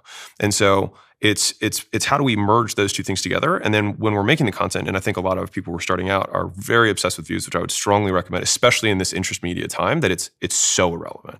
And what I mean by that is, if we think, all right, I want to start a bait and tackle dropshipping business, whatever, right? For fishermen. Well, if I just start making videos on philosophy, I might get way more views than I do if I make videos on bait and tackle stuff.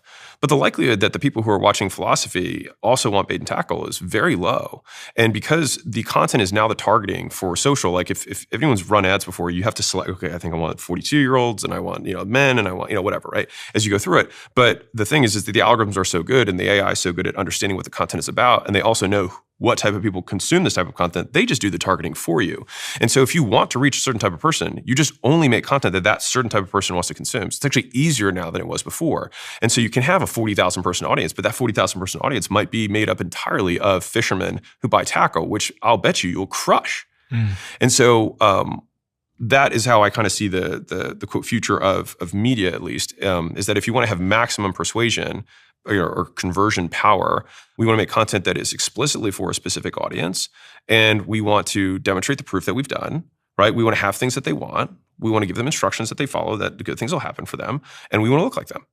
And if you do that, you have somebody who's going to make a lot of money from an audience. That last point is super interesting as well. How do I make myself look more like my audience? And I think relatability and humanizing yourself is one of the great ways to do that. I think it's a very fair point. I mean, I also think it's not just physical traits. So, let's say that you don't look like the audience that you want physically. What are the values that audience has that you can have them see themselves in you? And it's kind of like whether or not you like the guy, who cares? But let's say, Trump, for instance, really looks not a lot like his audience predominantly, in suits and ties constantly, sort of a blue blood billionaire from the East Coast. How does he associate with this group of people where really he doesn't look like them on average? Well, it's because they believe that he has a similar moral compass to them. They believe that he has similar ethics to them. And so I don't think that creators have leaned into this enough. And I don't mean to become clickbaity or political or divisive or anything like that. I mean that it is rare to see people in business take a stance that could hurt their business values, for instance. And Chris and I have a rule, which is we don't have close friends that haven't done something publicly that could be against their best interests. I just don't want friends that don't have that haven't done that, because I think that the world is really hard, and I want to see if somebody's going to have like moral fiber before I become quite close with them. And, super interesting. Yeah, and so I think you could do that as somebody who is a content creator today. Like, be value aligned with your users and show that. And that's rare. Also to the point about the algorithm becoming about interest-based, it's also becoming value-based. We're seeing echo chambers emerge around ways of thinking, right? Well, the content that I saw of you that most interested me was when you were talking about how important ownership is. And you were talking about just the philosophy of ownership. And you said there's a group of people who want you to own nothing and be happy about it. Yeah. And I was like, I really resonate with that. I want people to own their businesses and I want them to own their stuff. And I liked the fact that you were standing in front of a huge audience, taking that position, and everyone knew that it was a little bit of a position to take, and it wasn't specifically content about how to build a business, but you were sharing something about yourself. I have a belief you don't actually ever sell anybody anything. You only find those who are already predisposed to want the thing that you are selling. Yeah. And if you believe that, then I think your business gets easier too, easier to target people. Yeah. That's why I never kind of got off on that content. It's really big online on sales where it's like, here's how you close them. Here's how you do this. Here's how you switch them and you give them a hot dog and then they buy the car because you gave them the hot dog because of reciprocity. And you're like, I've never bought a car because somebody gave me a hot dog. But apparently this is what works on Instagram. And so I don't think that's actually true. I think you just find people at a trigger moment that they want something and then you give it to them. Regarding content, for me personally, I find that the only reason I'm going to create content is if it's in alignment to a mission that I've got. So I don't actually want to create content. I don't want to be out there naturally. I would much rather be a way more private person. And you won't find a lot of stuff about my family or my kids. Very rarely do I post anything like any of that sort of stuff. But for me, I do it in alignment with a mission. I really believe that if you're on a mission, you've got something you want to achieve in the world, you're going to need other people to believe in it. You're going to need other people to get involved. You're going to want to hire talented people. Those talented people are going to want to, see you online first. And it's all about the building relationships at scale. And content is just people discovering someone new, like you would a friend, and then getting to know someone. And I think the big play in a post-AI world is having really deep relationships with a lot of people using long-form content where you share who you are, what you're about, what's your mission, what's your origin story, what's your vision, what are your values. And people then say, in a very noisy world, I will pay attention to what Stephen says. I agree. And so to give my answer to this question, my thesis here in a world of AI is actually that if you look at who has the most loyal, engaged fan bases, it's not necessarily podcasters. We're doing pretty well, but it's not podcasters. Podcasters can sell out arenas, and when they go on tour, they can sell out globally. Streamers. And I think it's because of this, the depth of the parasocial relationship is the equity value of the connection. And I was sat with a streamer who's 18 years old, massive in Europe, and we were playing at Old Trafford for the soccer aid, and I just got to sit down with him. So I was like, explain to me what you do. He goes, so I wake up in the morning. I go, then what? He goes, I sit there. And I go, for how long? He goes, 8 hours. And I go, what do you do? He goes, like, nothing. And I go, how many people tune in? He's like, 100,000. I'm like, concurrently, 100,000 people sit there with you. He goes, yeah, people are quite lonely. I sit there, and what we do is we watch TV together. Now, so when we got to the stadium, 70,000 people in the stadium, we're playing soccer. The stadium, when they announce your name, the size of the cheer correlates to the amount of hours you spend with your audience. The streamers are the celebrities. Wow. The podcasters sometimes come in, but the actors almost, it's quite, but the streamers own the stadium when you play Soccer Aid. It doesn't matter how much money you've got or how big your following is, the streamers are the ones. The streamers this particular streamer has less of an audience than me, but he sits with them for 7 to 8 hours a day. Deep connection. So if we think about depth as the metric that you can exchange on, especially if you have authority in a niche and you're educating, as Alex was saying, that's why I think a lot about my behind the scenes channel.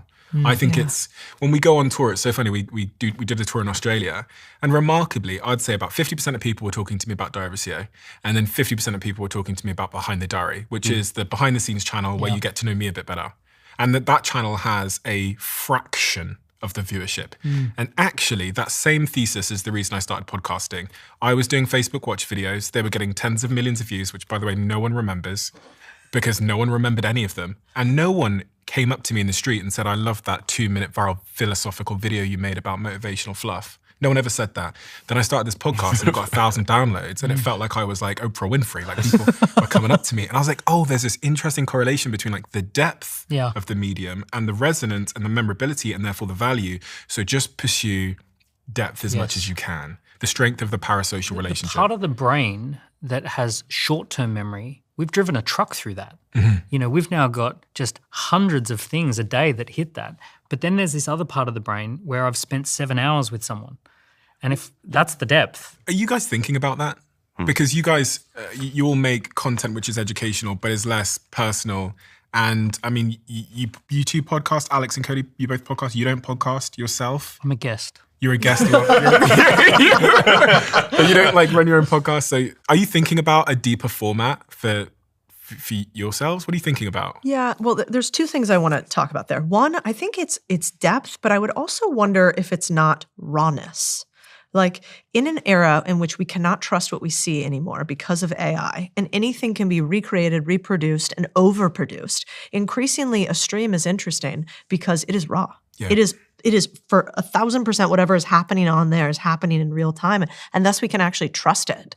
And so I think we've all seen it. Content has gotten so produced and overdone, and that actually, I think, decreases trust because we can't tell if something is real or not because it's been edited and filtered and overlaid, et We cetera. say with our 40-person teams. Great. Yeah. But it's true, right? But think about the content, even like this is like sort of tactical, but maybe a year ago, the big content change in video on Instagram was that you had a lot of B-roll and images overlaid on top of videos. And I don't know if you guys have noted, but that doesn't work very well anymore, actually. Yeah. The more that you have third-party assets in your video and it's been overdone, the less the video works. The more you're just walking along with your hand out. Right, because it's more real. So I think it might actually be like depth and rawness. Rawness, yeah. Authenticity, I guess. Yeah, I fucking hate that word, but yes. Yeah, it's like 60 Minutes versus Joe Rogan. 100%. 60 Minutes is like it's just no cuts. No cuts, yeah. And then when it comes to, am I thinking about this for our channel? Yeah, I mean, I think about it. We have something that we teach everybody, which is like the marketing affinity loop. And basically,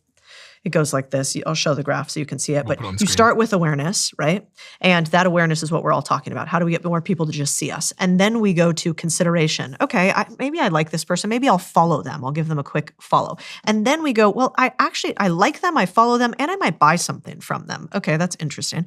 And then I might not only buy something from them, but advocate for them, write a testimonial, a review, something like that. And then finally, I might be loyal to them. AKA, I'll refer a friend. I'll sign up for their year-long program, I'll buy again and again. And so we go from awareness to consideration to purchase to advocacy to loyalty. And like if you can get, most people stop at awareness. Very few people can get somebody to go from awareness to purchase. Even fewer people can get them to advocate for them, leave a review. And the very, very fewest refer a friend. And so like the holy grail of business is always have your clients tell other people nice things about you. And so I think in content, what I think about is I don't always care that people buy things from me at this point.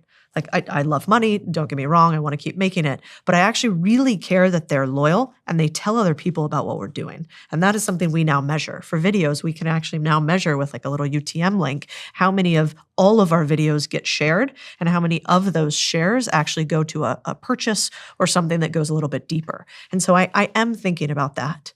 But then I think you also have to decide what your personal line is. So for me, I can't imagine wanting to stream all of my life continuously because I'm not sure that's good for the audience, actually. I think they should live, not watch.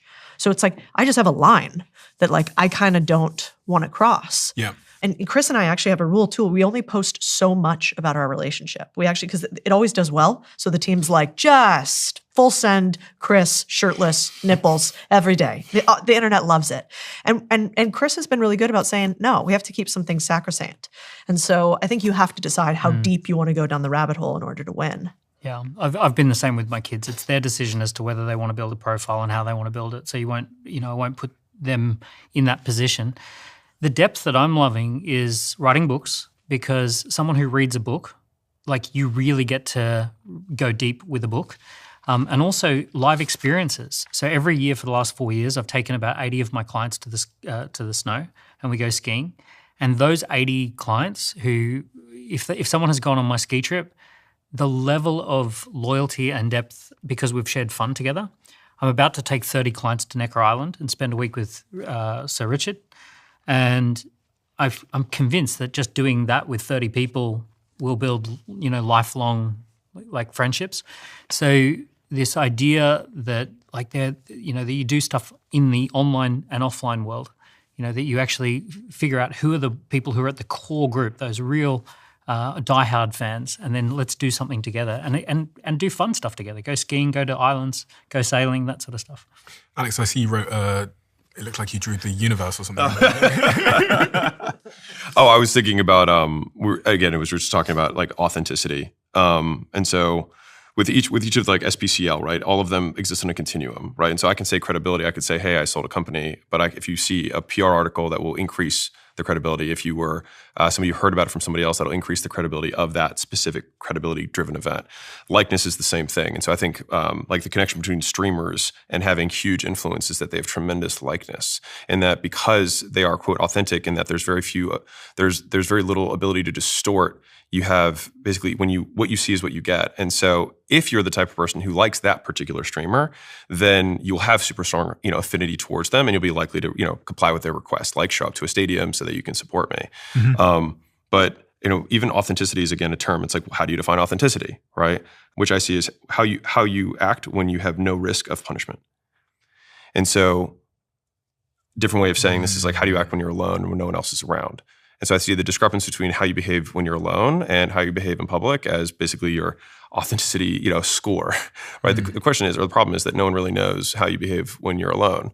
And so, unless you're streaming, what was that? Unless you're like streaming all the time, right? Yeah. And so, so you're saying authenticity is that there's not a difference between how you act when there's no risk of punishment and how you act normally. Right. Okay, got it.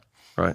And I think that also being like very candid for all of us is like, they were like, sure, we have audiences that can punish us with their comments, I guess, but we've all built enough of call it a fortress, if you will, of currency, network, relationships, et cetera, that like even within our companies, like if you go into the room, like I can be really authentic in my company because no one can fire me, right? Like my risk of punishment is lower than say an employee's is.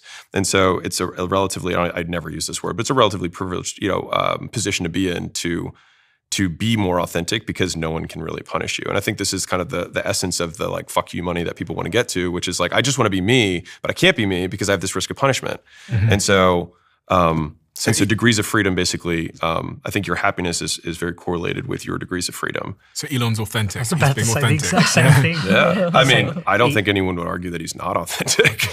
They might not agree with him, but I don't think they think that he's trying to pull one. I do think that if you're going to go online, one of the ways to inoculate yourself against being canceled or to inoculate yourself against caring so much is to do ridiculous things every so often that are super authentic to who you are out loud. Because then what happens is the people that hate you, they leave. And the people that like you kind of like you a little bit more or trust you a little bit more for it. So I think, one of the things that I do, not really on purpose, but it is just like, it's like getting a vaccine. You go out on the internet, you say something that you know other people are not going to like, but you believe strongly in. And when you do that kind of consistently over time, I also think that increases your trust. Because we've all met like other creators that you're like, man, like you're just never going to say anything that's not PC. Like I can think of two in my head where I'm like, they're never going to say anything. And if it could hurt their audience, they're not going to say it. And that just decreases my trust level. And I think the audience is really smart. People are smart. And so I think you should inoculate yourself more often. Before we move on to a little game that I've prepared for us here, you're all very good at pitching and you all have your own frameworks for pitching. So I wanted to pause on that for a second. Daniel, what is your framework for pitching a business or an idea? There's two things to start with, which I believe that entrepreneurship is the journey of 1,000 pitches, that basically what we do as entrepreneurs is we pitch stuff into existence. And the penalty for an average pitch is that you do 1,000 pitches and you get nothing to show for it at the end of it. And the payoff for a great pitch is that you do 1,000 pitches and you end up with $10 to $100 million. You end up with an amazing team of people and lots of customers and everything's great. So I think treat entrepreneurship as the journey of 1,000 pitches, and also treat pitching as this magical thing where you get what you pitch for and you can't switch it off. So for example, if you say the economy's bad, the economy's bad, the economy's bad, as if by magic the economy's going to be bad. If you say I'm seeing lots of opportunities right now, you start conversations where people go, oh, I've seen an opportunity as well. So whatever you're out there talking about, you tend to bring those conversations to the surface, and then it's a self-fulfilling loop. With that said, you have to have a framework for pitching. If you're going to do a good pitch, it's got to be a framework. I've got social pitching framework, scheduled pitching framework, and sales pitching framework. So social pitch, name, same, fame, pain, aim, game. What's a social pitch? Social pitch is on social media or in a social situation. It's basically a situation where you've got about 30 seconds before someone thinks that you're being too obtuse. Okay. Right? So you've got about 30 seconds of people's attention and you're going to say, what is your name? What are you the same as that they already understand? What makes you famous or different? What are you aiming for right now? What's your bigger game? Or what pain do you solve? What are you aiming for? What's your bigger game? So there's a few things you can put in there, and it rhymes so you can remember it in a social situation. Scheduled pitches, I always do something called capstone, and it's clarity, authority, problem solution, traction, or the why, either way, opportunity, next steps, and an emotional ending. Right? So that spells out capstone. Now, is that the best pitching framework? Maybe, maybe not. Maybe there's better frameworks. But the point is that you've got a framework, that you're not just winging it, you're not just randomly spewing words.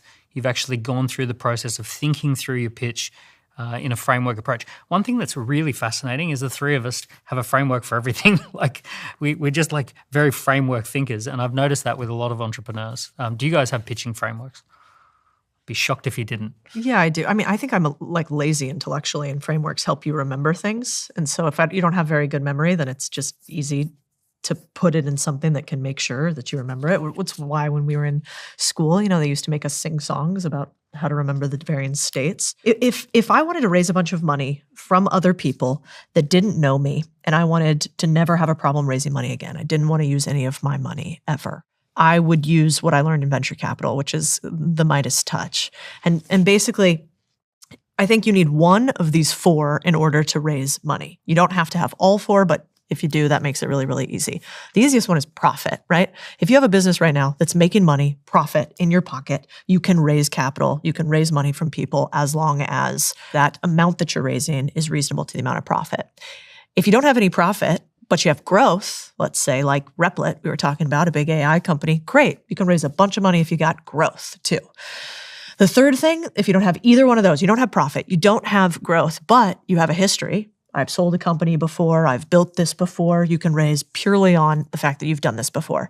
And if you haven't done any of those 3, you've done nothing in life, then you need a really good story. And the story is something that you can often raise money off of. So I believe that we are going to create the next XYZ. And if we do this thing, then you will all make money, I will make money, and we will change the world together. And so I call it the Midas touch because I think people who, if you can accumulate this over your life, it's not that hard, right? So eventually at some point, you'll have a history, which is your proof. Then you can craft a story. You'll get better at it as you continue to grow. You will learn how to get profit in some way. And because you've driven profit before, you'll know how to get growth. So I think like almost any entrepreneur over time, if you focus on those 4 things, can raise money. And you start with only the story when you have nothing. Alex? I have a lot of pitching. Yeah. I'll say first and foremost, like if you're trying to sell anyone anything, proof will always beat promise. And I can say that, 1,000 times in a row. Like you could literally say nothing, get on stage, and then just hit next on testimonials for 60 minutes, and you will close a percent. Like literally the last slide just says like, go over there to go buy something, and you could say nothing, and you will sell. Why?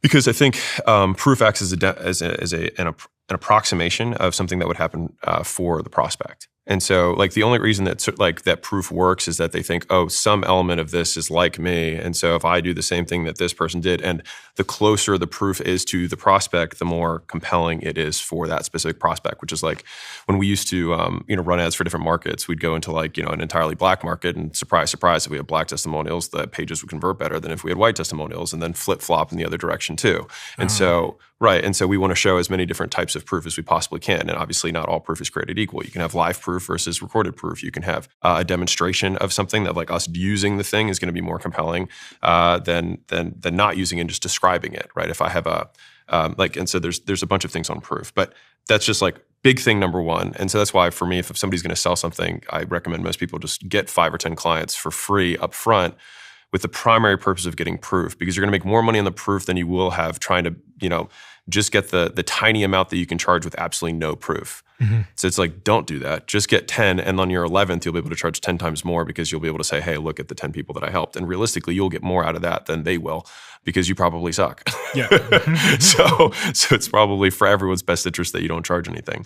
But from an actual like closing perspective, and I'll talk about this from appointments, I think to use Daniel's language, I've taught the closer framework for a very long time, which is CLOSER. And so C is clarify why they're there, which is, and typically anybody who's going to be in that appointment has taken some action. So whether that's they responded, to a post, they commented, they liked, they actually, if someone's already set an appointment, or they walked in the door, like there's always something, like why'd you pick up the phone? Like there's always some reason, like why'd you give me 5 seconds? There's always something they've done that you could say, hey, so tell me why, right? And so then you're clarifying why they're there, why they're still listening. So you listen to them, because we often think about sales as me just hitting you with fucking... So the perfect salesman says nothing and only asks questions because there's nothing to disagree with. And fundamentally, they're going to believe way more of what they say than what you say. So you want them to say it, not you. And so you clarify whether they're there, C. It reminds me of spies. I've interviewed a couple of CIA spies now, and every single one of them, I was expecting some like incredible technique or whatever. They all say, no, we just spend 6 to 8 weeks in the back of the cab listening to the Iranian taxi driver to figure out that his son has a health issue that we can then leverage later to get him to turn against his country. So the first 8 weeks, we're just listening to him offload. And they're like, it's crazy how people will just offload if you let them. Yeah. Everyone wants to talk. Oh, 100%.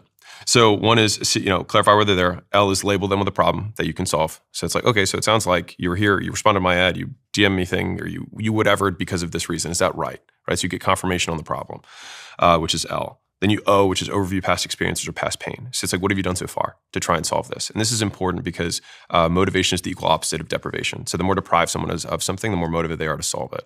And so like if you haven't eaten in an hour, you're probably not that motivated. If you haven't eaten in 2 days, you're very motivated. If you haven't slept in, a day, or you're normal motivated, I guess that was a bad one. But if you haven't slept in 3 days, you'll be incredibly motivated to sleep.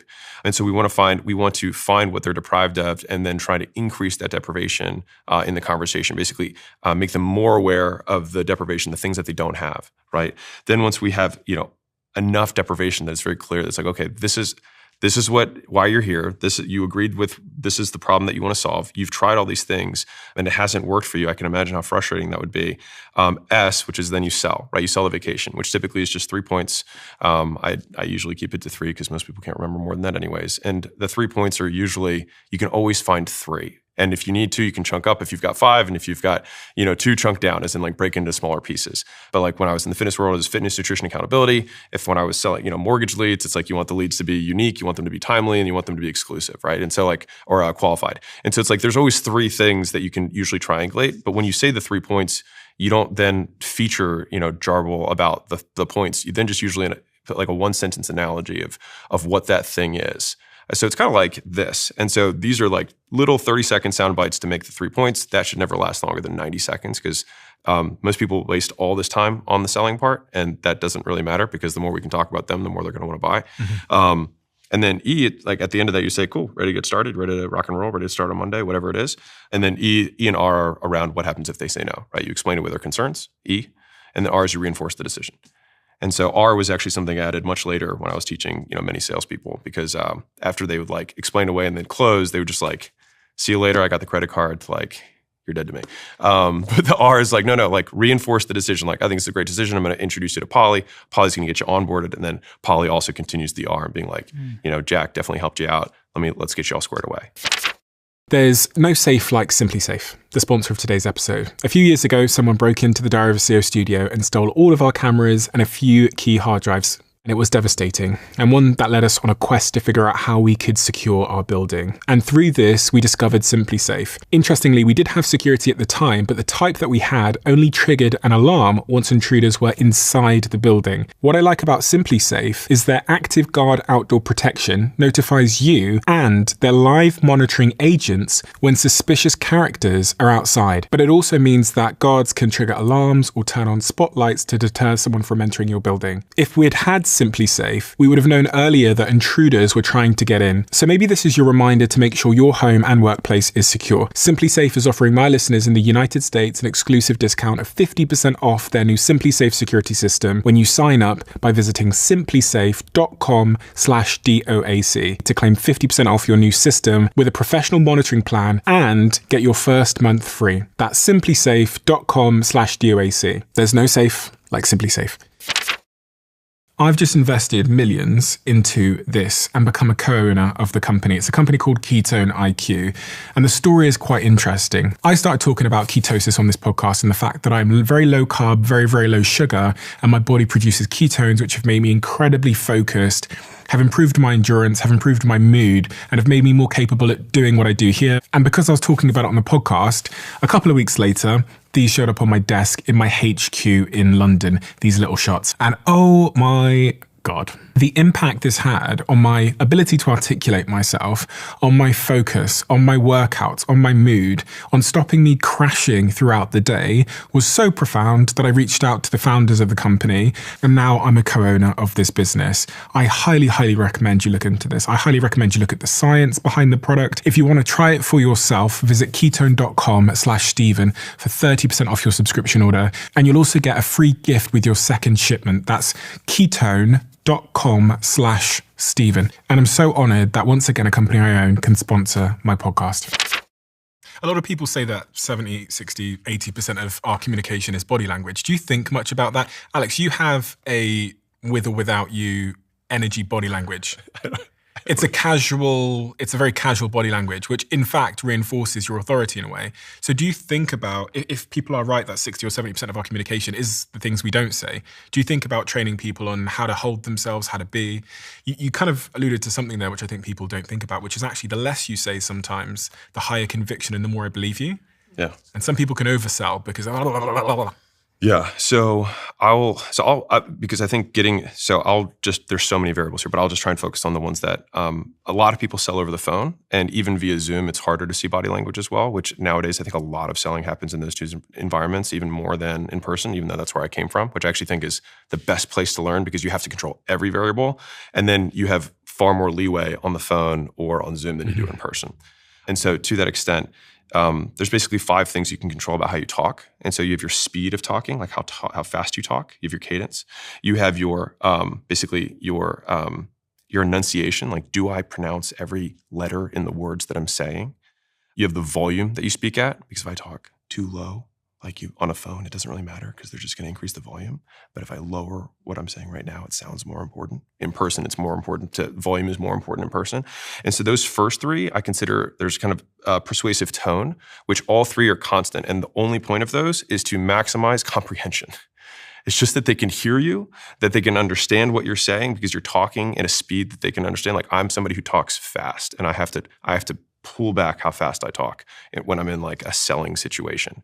There's only 2 that I teach salespeople to try and actively control, which is going to be pauses to draw attention, and when do I raise my voice? And the reason that those are the only 2 things you really need to teach a salesperson outside of the persuasive tone, which is that you're going to talk at a certain speed, which is usually about 150 to 170 words a minute, because that's the amount of speed that most people can understand. You're going to enunciate the words, which is going to force you to actually speak at that speed. And you're going to talk loud enough they can understand you. This sounds very simple, right? Like this sounds like so simple. Like I can't believe people don't do this, except they don't, and they don't close. And so the only things that you have to teach a salesperson, and these are so important, like there's been 3 independent studies that are like massive meta-analyses of salespeople. The salespeople who 1, speak less, close more. And number 2, the salespeople who know when to shut up, most importantly, after you ask for the sale. Like if you wait 8 seconds after you ask someone to buy, you close 30% more sales. If you wait 8 seconds. Yeah. So you ready to start? Okay, so. And so people, they'll close themselves. But the salespeople are so afraid of that silence that they then jump back in. It's like, you had the sale, just shut up.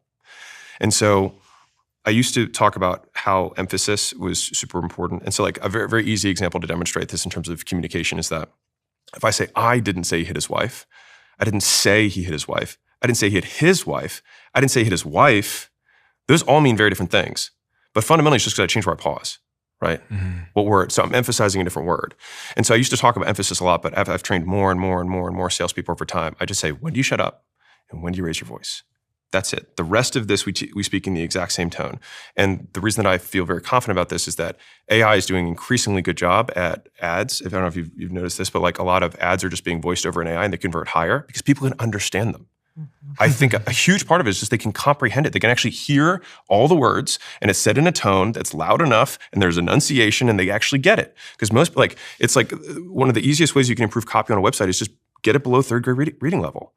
Like 50% of people can't read above 6th grade in the US. It's crazy. So you're alienating 50% of the market. Now you might think, oh, well, those are the idiots. No, I've known plenty of people. I mean, like I've got 2 friends who dropped out of high school and are super, super successful entrepreneurs, barely can write their names. And they make fun of it, but like they're smart. They just weren't educated and those are different things, right? And so I say this to say like if you're in these selling situations and you're like, because what happens is you get nervous, right? You get this fight, flight, freak out, the ones that Daniel was saying earlier. And so your adrenaline kicks up and so you want to talk faster, you want to talk louder, you interrupt the other person and all those things are antithetical to closing. And so just teaching someone to be okay with pauses can increase the likelihood that people pay attention to the words that they say. Because all we do is we draw attention when we pause. So you have short pauses that draw attention. And then you have long pauses that solicit response. If I pause long enough, what do people do? They talk. And I just think of someone as being higher value if they're taking pauses. One of my great mentors early in my career, there's something about the way that he spoke. He was incredibly slow with the way he was like that. Yeah. And the minute he started speaking, when my company were over there and having these mentorship sessions with him, everybody would stop and just like was fixated on him. And then I remember this girl who worked in my New York office who was opposite. And it's just the use of this instrument. Yeah. Do you think much about that? Do you think much about how you present yourself? Do you think much about your body language? I think it's natural. I think more important is the distinction between, are you coming across as a newbie? Are you coming across as a standard worker bee, or are you coming across as high status, key person of influence level? And each one of those has body language associated. It has different ways of presenting yourself, but it's a self-identity thing. And if you can shift that self-identity, you can naturally become more of a key person of influence. When we meet someone, within a few seconds, we evaluate their status level relative to us, and you can't switch it off. And there's plenty of evidence to say that, like, unfortunately, you just do it automatically. I've seen people completely change their life by just simply changing the way that they pitch from a newbie worker bee to a key person of influence. I can think of an example. There's this woman who I asked her, what do you do? And she said, I'm a financial planner. I can help anyone with their financial planning. If anyone wants to talk about their wills or any of those sorts of things, then that's what I can help people with, right? And it sounds worker bee. Yeah. And her body language was kind of like this. I asked her a question. I said, when did you do something special that was really transformational, something important? She said, last month I went out to the countryside, I worked on a farm, and I worked with the owner of the farm and their kids and their grandkids to get alignment between the three generations. The farm was going to be sold off to private equity, and instead I helped them to get alignment as to how they're going to keep the family farm. And I said, how did you do that? And she said, well, I used to be a city girl, and then I married a country boy, and I learned how to do it. I got her to change her pitch, and I said, pitch yourself as a key person of influence at that. So she stood up in front of the group and she said, for the last 20 years, I've been working with rural families who own farms, and I help them with their financial planning, and I secure their family farm for the next 2 generations. And her body language just went like key person of influence, and everyone just responded differently. And when I asked the audience, in the first instance, what do you think her day rate was? Everyone said $500. I said, in the second instance, what do you think she charges per day? 10 grand. And it was just the ability to pitch yourself as that key person of influence in the room.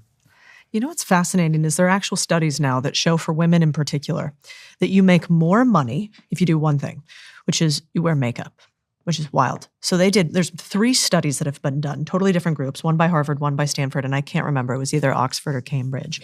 And the studies showed that women there was no attractiveness differential between them, but one wore makeup consistently at work and one didn't. They made anywhere from 20 to 40% more money inside of this study. What I thought was really interesting about that, because I'm not really historically a makeup girl, although being fully face painted for this, is that actually makes sense in a lot of ways, because we do have this initial reaction that we always have with people. You know, we judge somebody, like you talked about, almost immediately. And so when I saw that study, I thought, well, first of all, that's interesting. You don't have to be smarter, better looking, or anything else, and you can make more money just by the way you present yourself. And so I thought, well, what about the way that you dress? Is that also the same? And there are studies that back this as well, that in fact, you can make more money as a man for dressing one way and as a woman. And women are interesting because you are not the norm. What am I missing? You got the lumberjacks down. I've got 20% sitting on the table right now. Oh my God. But what's fascinating is, I like things where you don't have to be better than anybody else. You can just use human psychology to make more money. And so if I'm a woman, I know that the way that I dress, so when I pay attention to my dress and dress professionally, whatever that means in this instance, in the study that I saw, it was like, what I would have on a blouse, a suit, something like that. Women make 2 times more than men when they dress better. Men, it actually is less important. Still more important, though, if you dress professionally in a suit and you don't have all the other proof and things you have this sort of interesting thing that's like you have sort of diametric opposition. I make a lot of money, and yet I care so little about money that I dress in a wife beater. Yeah, exactly. And so men make somewhere between 15 and 18% more when they dress in suits. So I think there's a real argument to be made for, if you're going to pay attention to the way your voice sounds, that takes some training. Sure. It doesn't take much training to change the way that you look professionally and how you dress. And the only other thing that I would talk about on sales and pitching is we tell all of our company people, the line is show, don't tell. We increasingly do not believe the things that were heard. So think about a sales pitch that goes like this. we, for instance, have a lot of home service companies. So these home service companies are selling a homeowner on, let's say, landscaping. And so I'm going to come and we're going to clean up your lawn, and here's what we're going to do, and this is how much it's going to charge. I'm going to charge, and this is how long it's going to take. And you can tell the client that we're an expert at this. I've been in business for 42 years. We have 1,000 reviews on Trustpilot, et cetera. Or you could do something that'll double your conversion, which is simply bring a phone or an iPad with you and say, can I show you what we did for your neighbors down the street? And just show them the image of it. Just go, we do have 1,000 Trustpilot reviews. Right here, we could see what the last one said. Click on it, show them the Trustpilot review. You don't have to train that. And I really like my salespeople to not have to become experts, but to be enabled by what's called sales enablement or technology just to show, because we are a visual species. And so wherever possible, if you want to increase your conversions, I tell my team, you are not allowed to close a sale without showing something. Some visuals. You have to have a visual because it's just a trust transfer and a higher signal. What's wild now is that in that same business, you could take a photo just right there in ChatGPT, say, do the landscape gardening, and then show them this is your house. Exactly. Fully landscaped. People are 70% of the brain is visual processing. Exactly. And then you believe it, and then you've already seen it happen. I work with a lot of entrepreneurs, and I get them to create a brochure, like a physical brochure for their business. And people are like, what on earth am I creating a brochure for in 2025? I said, because the act of creating a brochure gets what's in your head out of your head and into a document we can all explore. And I still think a brochure is actually one of the coolest things that an entrepreneur can do as an activity to really just solidify what they do.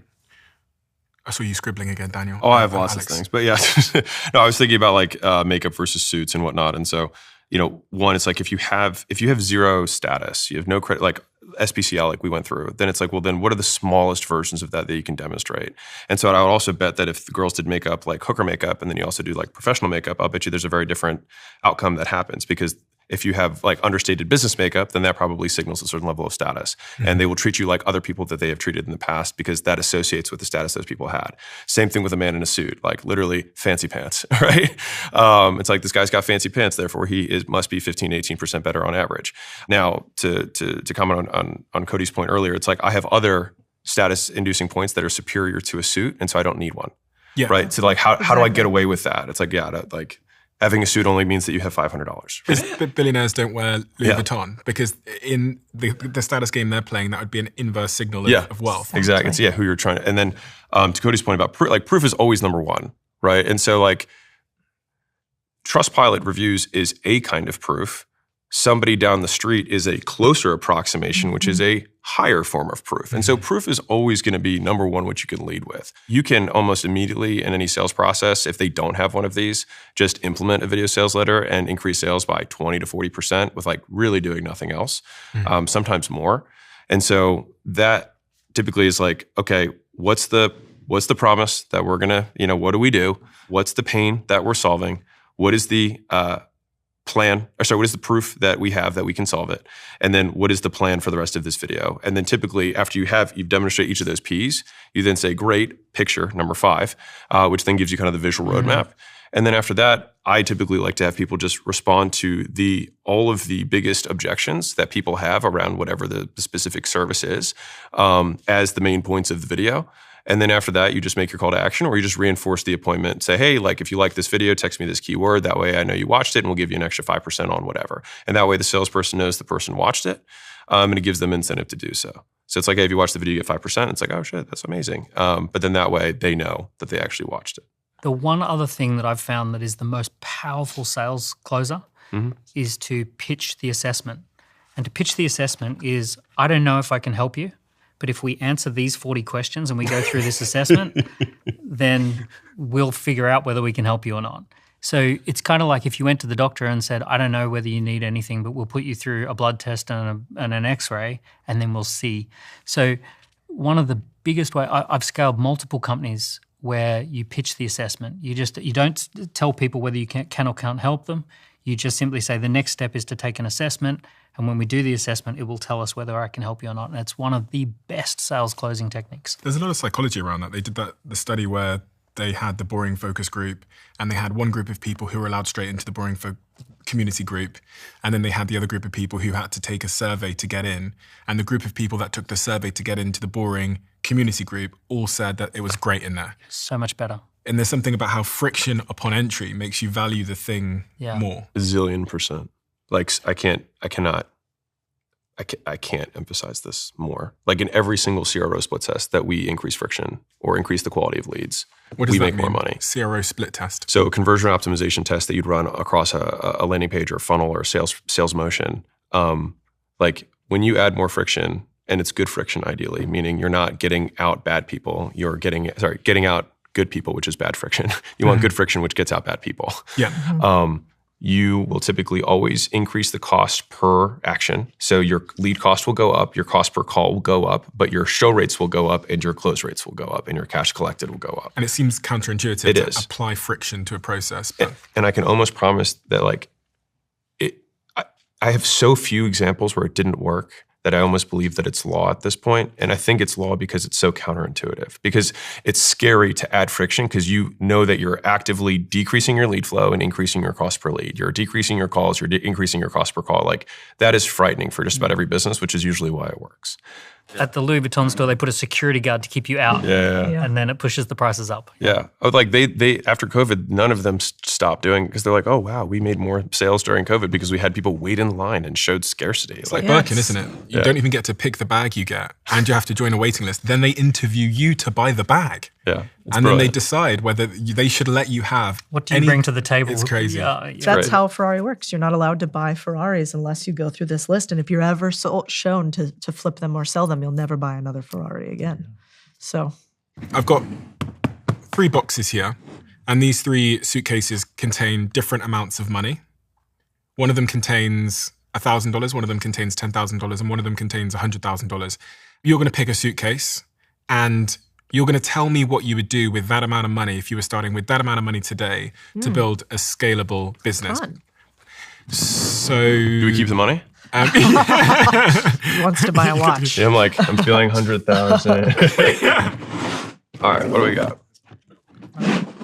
Oh, I have $1,000. Dang, Alex. So do I get to keep the money? Is that how this works? Yeah, you can keep it. It smells like money. Okay, so I have $1,000. So I would take the $1,000, put it in my pocket, do nothing with it, and I would watch YouTube videos on AI integration into small businesses, and then I would go to small businesses, and once I had a specific integration that I would do, which I would probably bet would be around likely email list activation, because that's typically like fastest, easiest money that most business owners have is their contact list. So they've got, they've been in business 10 years, they've got 8,000 customers they've sold over that whole time period, and maybe a list of, call it 20,000 leads that they've had. They never email them ever. If they do, it's just like, here's our random discount that we send once a quarter for Christmas or whatever. And I would say, hey, I will email those people and I will get everything approved by you, and don't pay me anything. Just pay me a percentage of the sales that we generate afterwards. How's that sound? And that offer tends to do well. And I know that because I've done it. So that's what I would do. And the $1,000, I would, go buy Layla something for a little bit of time so that she can stay with me until I make the money from my email reactivation campaign. See what I get? I got the 10K. All right, we're going around the circle here. I like it. I would find the person who would buy what I was selling for the highest dollar amount humanly possible, which means I would probably go to private equity companies. So Alex gave me the idea for Main Street. I know that Main Street businesses are like often cash crunched, right? They don't have a lot of money and they often cannot extract enough value from a lead that I need them to. So Alex would need to find the perfect company to do that, and there's lots of them, or he would build his own, which would be great. I think in my specific instance, I want to go to the people who are already good at extracting the most value humanly possible. So I'd probably try to go to a private equity firm. And what is a private equity firm? It's basically a fancy way for saying that people use their own money to buy businesses as opposed to public equity, where people use the stock market's dollars to buy businesses. Mm-hmm. And so examples would be like, KKR, Carlyle, Cerberus are some of the biggest in the world. So they go around buying people's businesses with their own money. That's right. Yeah. They find entrepreneurs right about the point where they cannot take it anymore, and they buy those businesses, and then they grow them hugely.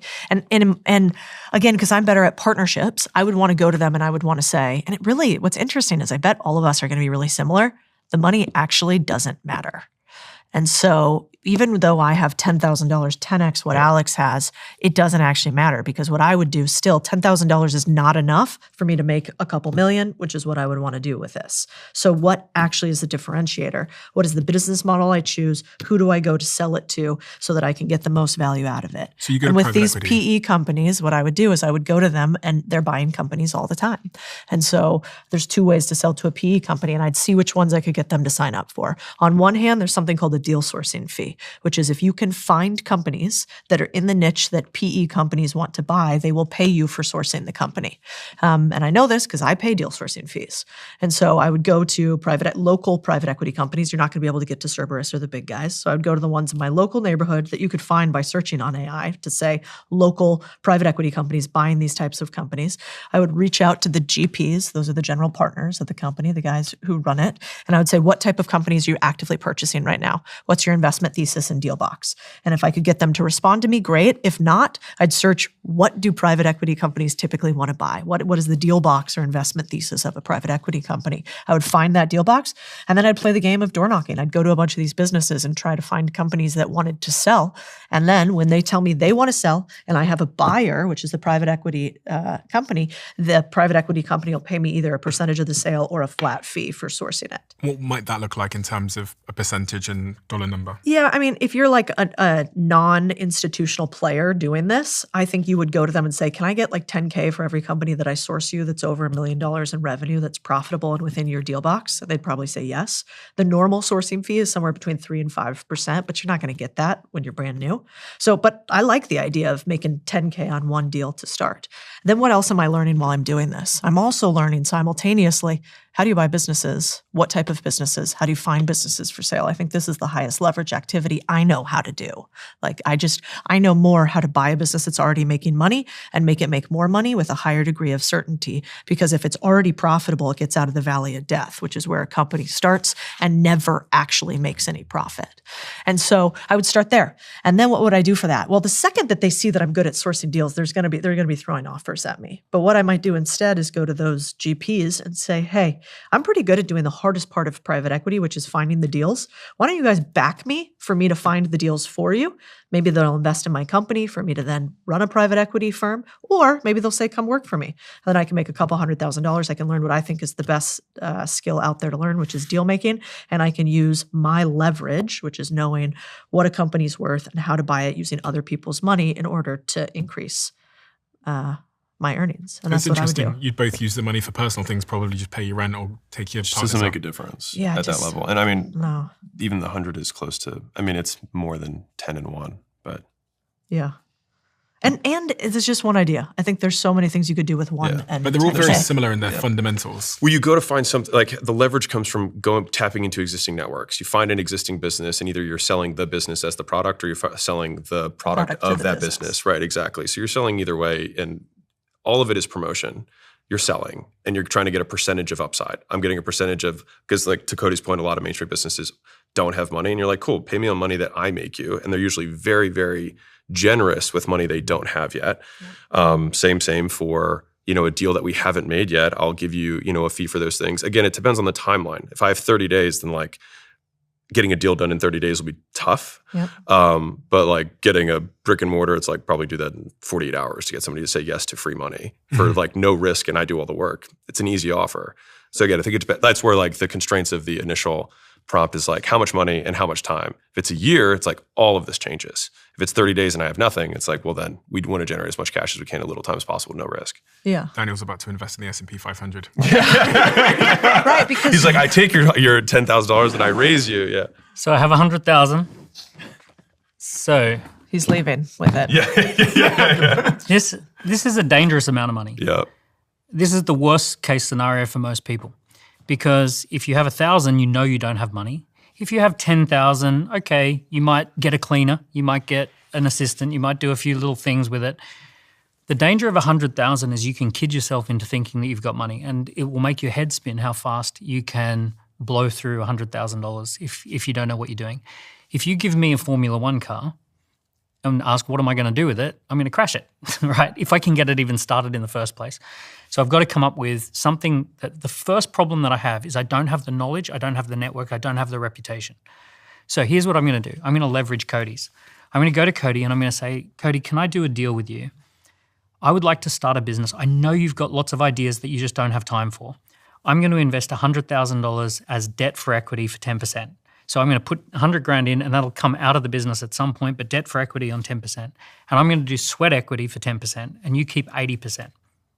And it's your idea and it's your network and it's your reputation, but I'll be the person who's heavily invested in this. And the only condition is that as the business becomes profitable, we can repay the 100 grand. And then once it's repaid the 100 grand, either you buy it or we can sell the business. Now, what I'm doing there is I'm basically acknowledging I don't know what I'm doing. I'm acknowledging I don't have the reputation, I don't have the knowledge. All I have is this 100 grand, and I have a very strong desire or will to be an entrepreneur. Now, what's going to happen is that probably within an hour of Codie's time per month, she's going to be able to say, here's the idea, here's my CFO, talk to my CFO.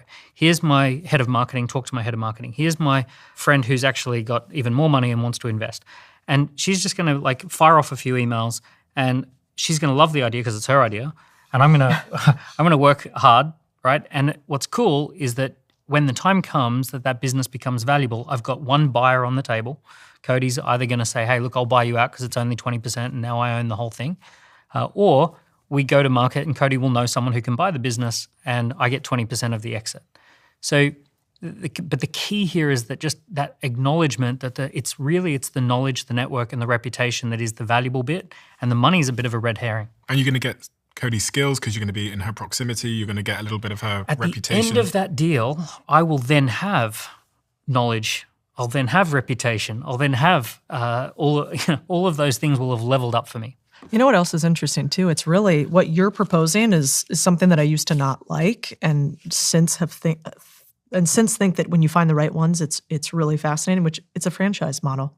You're essentially saying, which is what you do when you come to a franchise. If you come to Resi Brands, you go, okay, I have $75,000. I don't know anything about window cleaning. I don't know anything about running a business, but I do know that you know how to do it. And I know that you have all these case studies, aka proof of other people just like me that have done it. So I'm actually going to pay you for this business, for the right for you to take a percentage of my ownership forever in perpetuity. But I will teach you how to, or you will teach me how to run the business. And so I think that's actually, I used to think that franchises weren't good for entrepreneurs because I am relatively unemployable and I don't like to be told what to do. But for people that have never run a business before, like what you're saying is like, I'm paying you for the right to learn because you have a proven system that if I use it over time, I have a lower likelihood of failure. Because we know the truth, which is 90% of startups fail. Most startups never make any money. You pay for the right to maybe potentially one day make money. And so I do think stealing other people's homework is real and valuable. I wanted to ask you all a question, which I have an answer to, so I assumed you would, but maybe you don't, which is, what is the one thing about entrepreneurship, wealth creation, finance, that you think most people undervalue, that you put a disproportionate amount of weight on? So like, for me, I can think of a game in business, or I think of business as a set of games we're playing. I can think of a particular game in business that I don't think other entrepreneurs understand the value of. And I'm wondering if you will have an answer to that as well. Is there one game in this game of business, one fundamental game that you think most entrepreneurs listening now don't appreciate? And they should, from the entrepreneurs you've worked and invested in and being one yourself. Well, I think I'll say one that everyone here at the table will agree with, but I think that brand and distribution is still wildly undervalued. I mean, I think that's the reason that all of us decided to get into it is because at least I saw just the wild discrepancy between the cost of building brand and building distribution versus the value of that distribution. And, the Primes, the Lunchleys, some of these insane $0 to many $billion case studies, Terramana, Huda Beauty, proper whatever it is. Right. There's so many examples at this point that it's almost trite. I still think it's undervalued. Distribution, which is building an audience that you own. That has a high likelihood of complying with requests. AKA brand. Yeah. Yeah. I mean, well, I think that's a very good one. And the reason that we know that it's so undervalued is we're all offered things all the time that do not. I mean, I remember talking to my president of my company, and I was the former president of Mr. Beast. It was interesting as he said, like every deal we looked at, we almost regretted doing it. Like we couldn't, I think you and I talked about this. We couldn't do a deal that the other party fully understood the power of our distribution up front. We almost had to like prove it, put in a bunch of milestones on a later date because the deal is so good. And I found the same thing in the deals that I did. Like we've talked about. Like, I mean, I did a bunch of deals early on where I bought businesses and they couldn't benefit from distribution. All my laundromats, my car washes, like it doesn't matter that I have a big audience online. And so the leverage wasn't there for me. So I think distribution and brand are huge. The secondary thing that I do not think most entrepreneurs understand is financial engineering. The richest people in the world are rich if they didn't get it from daddy and mommy, and they didn't get it from investing in third-party companies. They got it from owning companies and buying them over time. Like there is not a billion-dollar company that exists that hasn't bought other companies. It doesn't exist. When you say financial engineering, how do you simplify that for someone that's 16 years old? Man, understanding how to get other people's money, to say it really simply, like how to get other people's money, which sounds a little scammy, except it's not. You know, most businesses are bought with the SBA loans from the government that allow you to buy a business. Businesses need lines of credit. That's just money from the bank for future state. So like if you actually understood how money and finance works in your business, it's harder to die because cash flow is what keeps your company alive. And also it's easier to buy your competitors because whoever is most funded wins typically. And so I think more entrepreneurs need to obsess on the thing that isn't the magic. Like the magic is coming up with an idea, having the grit, doing the brand, doing the distribution. That stuff's actually really, really hard. Financial engineering is modelable. It's the same every single time. It's just been gatekept by Wall Street. Money games. Yeah. I had such an epiphany moment when I was like 23, 24 years old when a German group had basically bought the majority of my company out. And I got to spend a lot of time because we now had this German office. So I was there a lot. And I just observed this one individual who I shan't name. And I'm there building this business and pitching to clients and doing all this hard work. And I met him and he says, I don't want to do any hard work. I just want to do deals. And I was like, tell me more. And I learned, and I'm like, what do you mean deals? Because I'm like, I'm not sleeping here. And this guy looks like he's sleeping like tremendous amounts of hours. And he was like, I just want to play money games. Yeah. I want to be in the middle of the transaction of the deal and taking some. But then he's also, when he says money games, is like leverage and arbitrage. Raising money against an asset, overvaluing that asset and buying lots of cheaper assets with the value of the expensive asset. And he made a lot of money doing exactly that and almost never working because he understood exactly what you're saying is that really, really rich people understand money games. Just how to use money and leverage to make more money. Look at the Forbes 100 list. It's all comprised of people who do financial arbitrage in one way or another. How do I go learn that skill? Do I have to go work in finance? No, you don't have to work in finance. But I mean, the best business school is always be in business. So get into business and then obsess on one, I think it's like tiered. Bottom level is like understand a P&L. Most entrepreneurs don't have a profit and loss statement. They don't actually track their profit and loss statement. I mean, we invested in a $60 million a year business. The guy didn't have an up-to-date profit and loss statement. It's incredibly common. I'm sure you see it. You look at a bunch of businesses too. Second level after a profit and loss statement is, do I understand where my financing is coming from? All you need to do to understand that is talk to your bankers. Like, do you have a bank that will lend you money? Understand why. Explain to them what you do and see if they understand it and how much money they'll give you. And then the third level of the game is go and talk. Every learning that needs to be done is just getting in the room with other people who have their Tuesdays are like your dream days. So I think, you want to get in a room with a bunch of people who are doing deals. That's how you do more deals. When I told you earlier, we were talking about psychedelics before we started recording. Yeah. When I left my last company, I had that year and a half where I invested in this massive psychedelics company and it was the pandemic. So everyone was working from home. I was working from the billionaire's apartment in London. And I got to see in the lead up to the IPO, he did 10 IPOs a year. So I got to sit in his kitchen and we used to work over there. And I just got to see what was going on. And all he was doing was making phone calls to people with lots and lots of money. And he was giving them access to the IPO before it IPO'd at a valuation which we all knew was going to 10x. And I just thought, oh my God, this is how rich people make money. They have some kind of access or arbitrage and they move money around to capitalize on these multiples. And I thought, fucking hell, that's the game. Get around billionaires. I know it's a crazy thing, but I'm you've all start said a this. podcast. Start a podcast. I'm slightly older than you guys. Like I remember before the internet, before YouTube, before all of this sort of stuff, there was no access to this information. You couldn't get this information. And now you can listen to podcasts. You can chat to ChatGPT. You don't even have to get in the room, and like it's all on the internet. And it blows my mind because I remember a time before that. I love what you said. I totally agree with what you said. I'm going to go with the one game that most people don't understand is bananas. That's the end of the podcast. In lesson 1 of every economics class, they say if you've got 10 bananas and 100 people want a banana, you're going to have high prices and profit.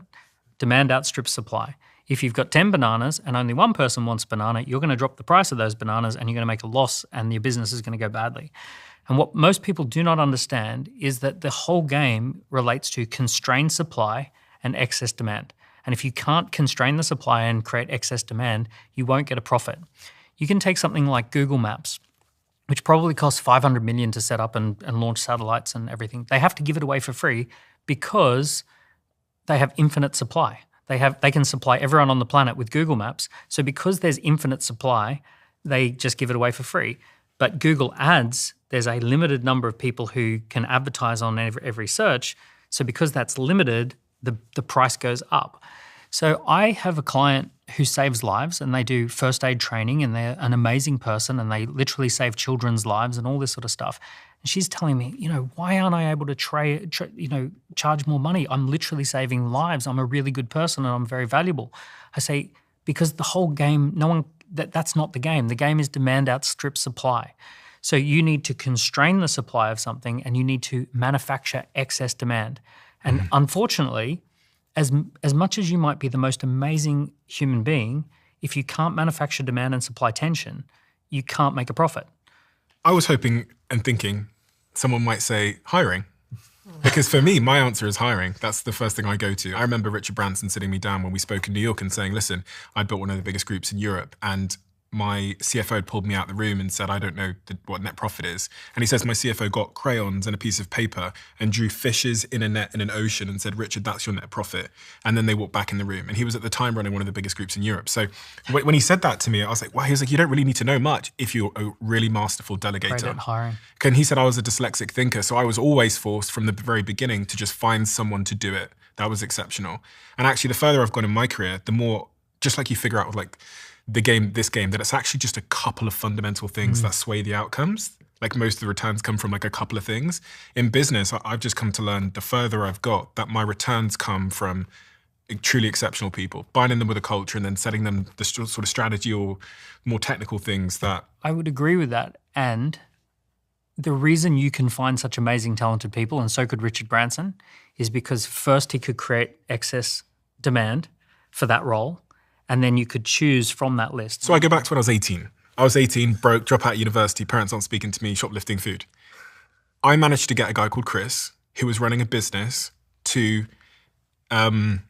stop his business. He was double my age and successful, to stop his business and to decide to come and build a social network with a kid who was stealing Chicago Town pizzas in Manchester, who had never built a technology company before. I couldn't pay him. In exchange for 30% of the company. And this goes back to this whole thing about offers. My offer at that time, I was trading in future money, equity. And he believed in the value of the future money. So I say to kids all the time, actually, you don't need to be in my position now. You've all got future money, and the future money is determined by how good your pitch is, your sell is. But I think that goes back to that, like how I talk about pitching for money. That's your Midas touch. You didn't have profit. You didn't have growth. You didn't have a track record. What did you have? An incredible fucking story. Yeah, exactly. And so if you got nothing else but a story, then you can hire people much smarter than you. Yeah. This actually brings me to a point that I haven't told the world about yet. I've just built something called Culture Test. You can find it at culturetest.com. Essentially, the thinking is that one bad hire, as I'm sure all of my guests here will agree, can ruin your business. It can ruin your idea. So Culture Test helps you figure out and spot red flags in people you're thinking of working with or currently do work with by making a personalized culture test survey. And it scores that person in terms of how aligned they are to you and your mission. It has been a game changer for my business. We've culture tested about 40,000 people. And I just wish I was doing this before. Check it out, culturetest.com. Make your own culture test, use it, and thank me later. Alex, you've got this book about to drop called 100 Million Money models. What is the one money model in this book that's added the most to your net worth? So it's more the concept. So like each of so offers had the value equation, which is kind of the core concept that the book was built around. The leads book was about the core four, the ways to promote anything. And so $100 million money models is about client finance acquisition, which is fundamentally how do you get customers to fund your own expansion? And so Codie said this earlier, but depending on the source, it's roughly like 80% of businesses fail because of poor cash flow, right? Or they just don't have enough money, right? And the other 20 is probably just people just give up. And so as long as you don't give up, the reason that you go out of business, you just don't have cash flow. And so that book solves cash flow, which is why the subheadline is How to Make Money, which is pretty on the nose. But fundamentally, like each of the examples that I had in my business, and I define that within client finance acquisition as I define it, when you have like a $100 million money model, is that we're able to get a customer to pay you twice as much as you spend on them in the first 30 days. Mm-hmm. And by doing that, the more specific equation would be that your 30-day gross profit from a customer exceeds 2 times CAC plus COGS, meaning CAC is in cost to acquire a customer, plus COGS, which is cost of goods sold. So how much does it cost me to get them? How much does it cost me to deliver them? Times 2. If I can get that from one person, then for the rest of my expansion, all the customers finance the acquisition of the next customer, and then cash flow is no longer a constraint of the business. You'll still have constraints, you'll still have supply constraints, you'll still have hiring constraints, you'll still have other constraints, but cash won't be one of them. And so as a result, you can grow pretty much as fast as you can handle. And so that is how I've grown all of the companies that I've started without funding and been able to grow very fast in each of them, is with that core concept. Thank you. Thank you for choosing to be here today. And I invited you here because you're the 3 people that guide me, that I listen to, that I think have the most credible, important information that can guide my audience. And I know who they are. They're people that want to improve their lives in some subjective medium to the North Star that they have. And you all represent different perspectives and also different strategies, but there's so many overlaps that I think actually getting 3 people like you around the table to understand where we overlap and where you think the same is incredibly powerful. I highly recommend everybody goes and reads Codie Sanchez's book, Main Street Millionaire, How to Make Extraordinary Wealth Buying Ordinary Businesses, which is really what, one of the things Codie has pioneered the idea of, and made accessible to the masses, because most people didn't think you could do that. So many of my friends are now buying boring businesses, as Codie says, because Codie has laid out a framework to do that and to create wealth in this book. And my favorite book of Daniel so far is oversubscribed, How to Get People Lining Up to Do Business with You. And there's so many that I could have chose from. But also you all have YouTube channels, and your YouTube channels are amazing. So I'd ask my audience, I'm going to link them all below, to go and check out your YouTube channels. Daniel, you're just starting out on YouTube. You're getting your feet wet in YouTube. Inspired. but Codie and Alex have been making so much incredible, actionable content. I love one of your new formats where you sit with someone and you sort of redesign their business with them. And Codie's been making some of the most entertaining and informative content on how to get going with simple companies and businesses for the longest time. So please go check out their work and go follow them on social media. These are 3 of the people that I admire the most in this space. And if you like what we do here on the Diary of a CEO, you're going to love what they do. So thank you so much, everybody, for being here, for being so generous with your time. And hopefully we'll do this again sometime soon. This has always blown my mind a little bit. 53% of you that listen to this show regularly haven't yet subscribed to this show. So could I ask you for a favor before we start? If you like the show and you like what we do here and you want to support us, the free, simple way that you can do just that is by hitting the subscribe button. And my commitment to you is if you do that, then I'll do everything in my power, me and my team, to make sure that this show is better for you every single week. We'll listen to your feedback, we'll find the guests that you want me to speak to, and we'll continue to do what we do. Thank you so much.